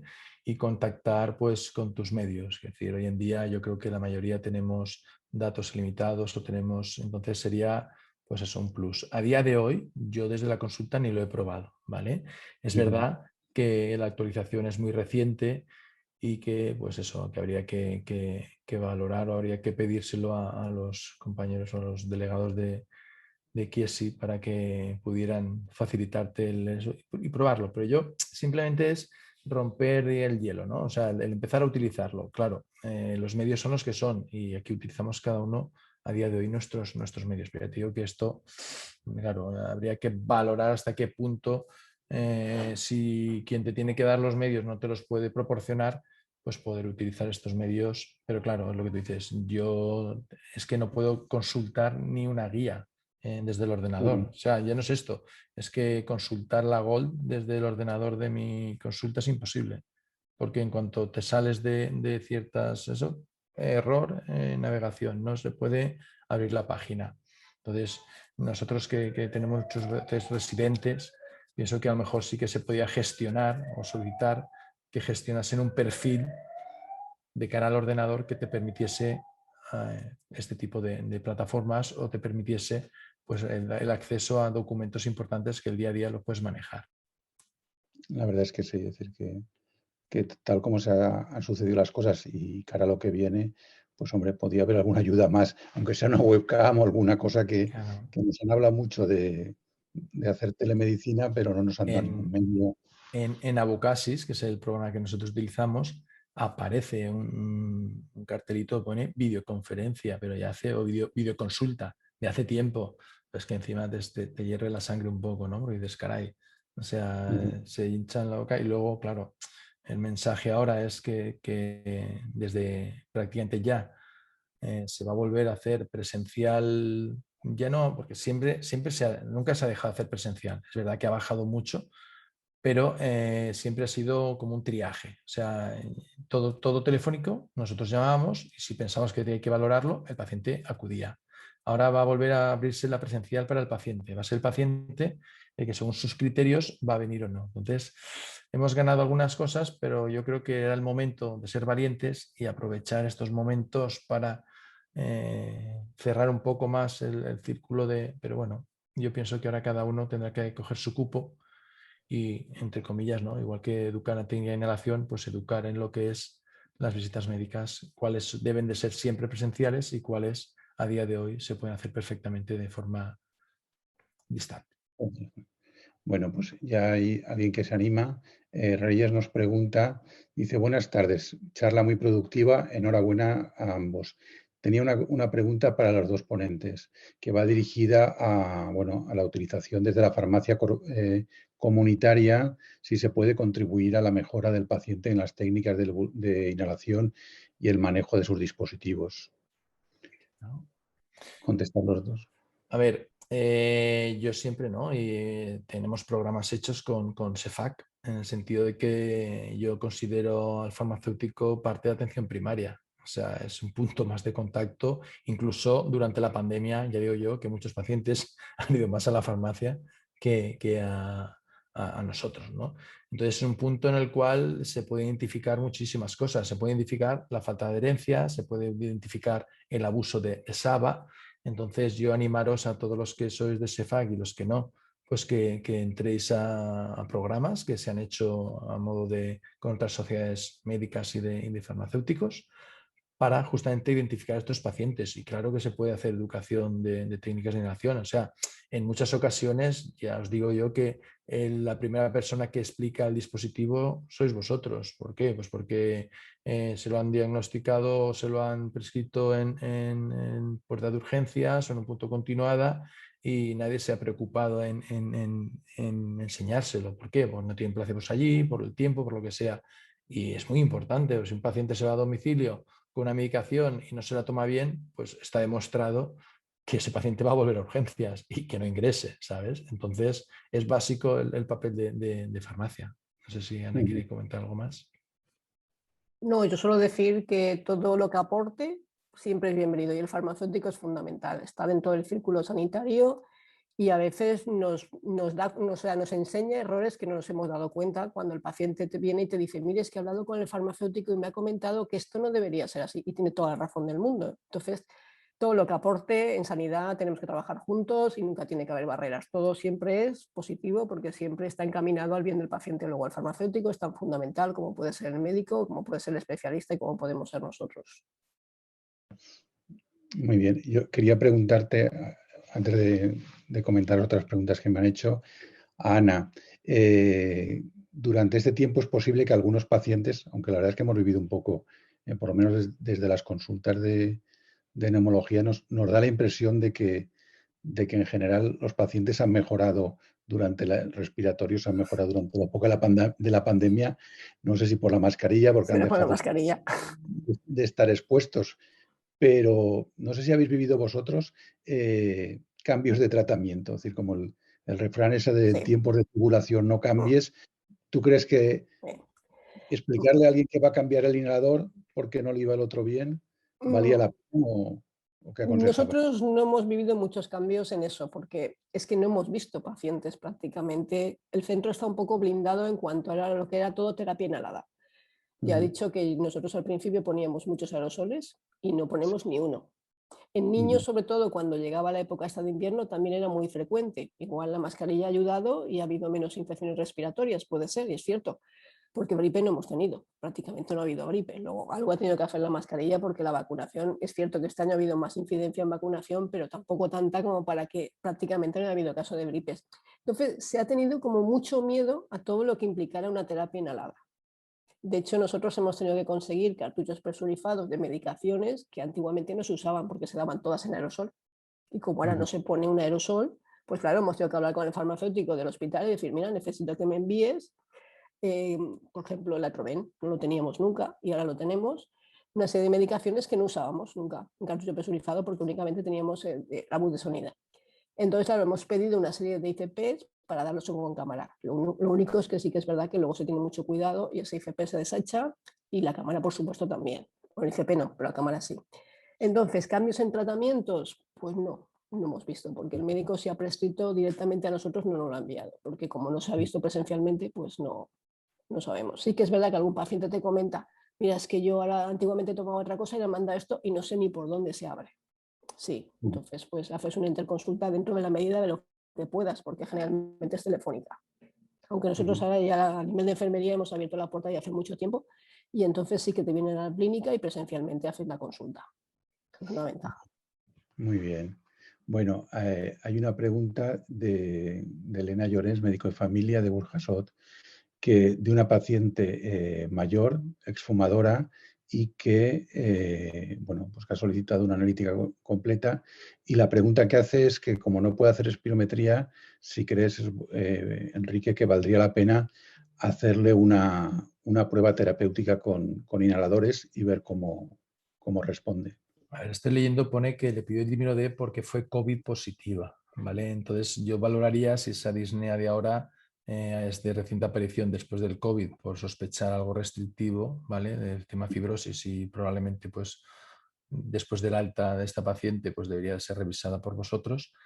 Pero yo lo digo, si yo tengo esta paciente y tiene esos analítica pendiente de la eco, pero no el BNP es normal y por lo tanto no pienso en un tema de insuficiencia cardíaca, claro, yo trataría, pero casi que no como una prueba terapéutica, sino como yo lo que me interesa a esta mujer es quitarle la disnea. Entonces también puede apoyar, ¿no? Según lo que utilicemos, pues el tema ese. Pone RX tórax normal, por lo tanto, si una fibrosis no sería muy llamativa, pero que en un principio yo sí que la trataba. Vamos, lo que no voy a dejar a esta pobre mujer es ahogándose. Sí, porque aquí pone una MRC de 3. O sea que esta mujer ya es una disnea bastante importante. Entonces, yo sí que la trataba, vamos, no lo dudaba. Muy bien. Bueno, más preguntas mientras esperamos. Bueno, era un poco preguntarte, ¿crees que las espirometrías volverán con PCRs, sin PCRs? Yo creo, a ver, estamos ya en... Si en Gibraltar ya la gente va sin mascarilla, digo yo que aquí en el momento vaya sin mascarilla es porque realmente se podrá hacer. O sea, es verdad que el esfuerzo que supone la espirometría pues es una exhalación exagerada, por así decirlo. Yo entiendo, ¿no? Y por eso he visto por ahí en foros y tal que en algunos servicios de neumología están haciendo unas situaciones específicas y tal. Y lo que tú dices, pues a lo mejor, pues no una PCR, porque es una prueba muy molesta, pero aparece otro tipo de prueba en el cual pues tú tienes la tranquilidad de que antes de que el paciente se ponga ahí en la consulta a tirarte todos sus aires, ¿no? Pues le puedas hacer una prueba en la cual descartes que ese paciente, entonces tengas la tranquilidad de hacerlo.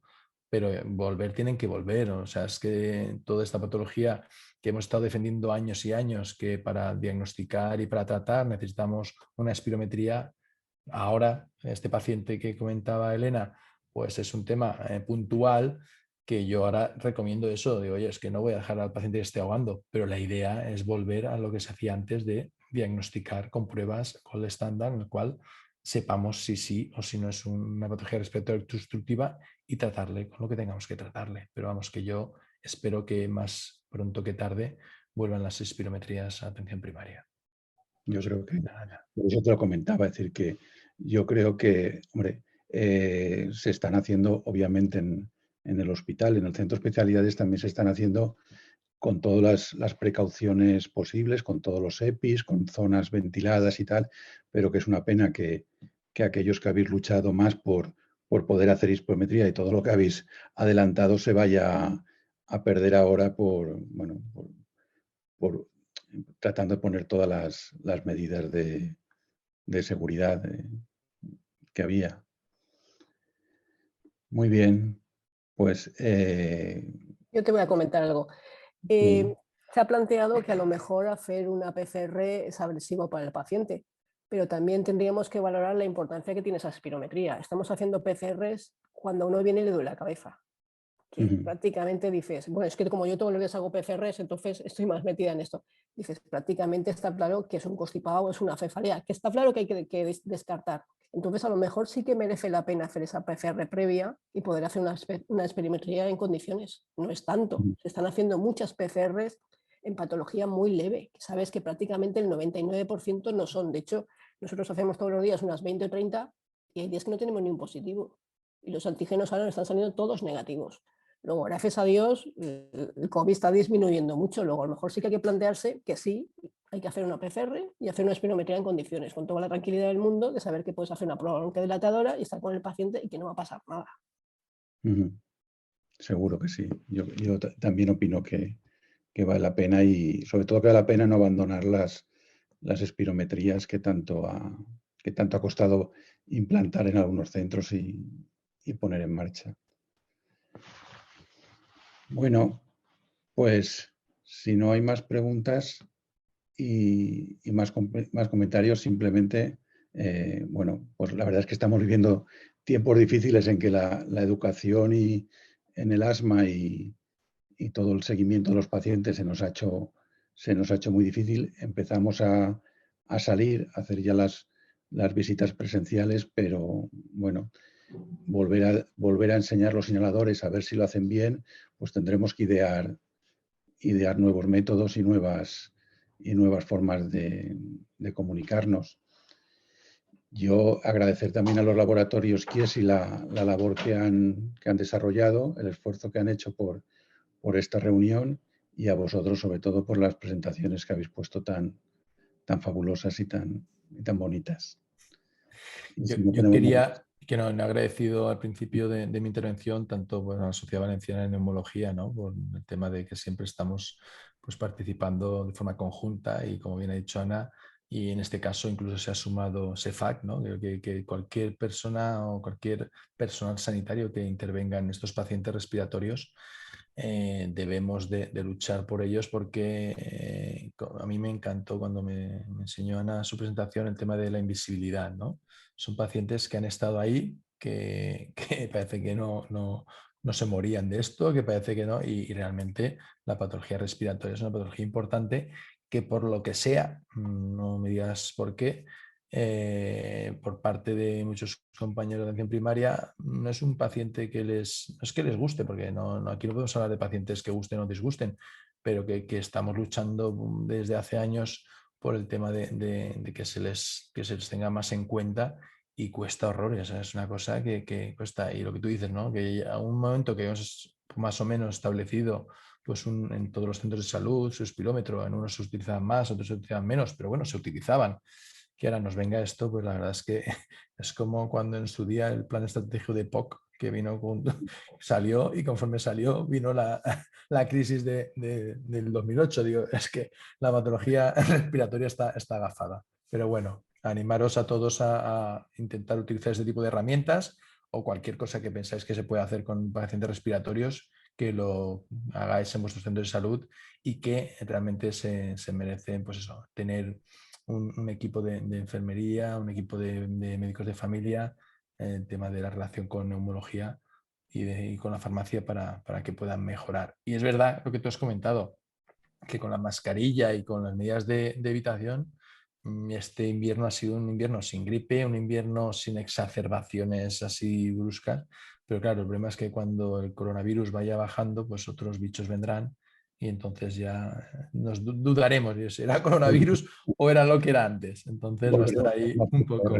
Sí, sí, volveremos. Muy bien, pues yo no voy a decir nada más. Gracias. Nada, muchas gracias a todos vosotros.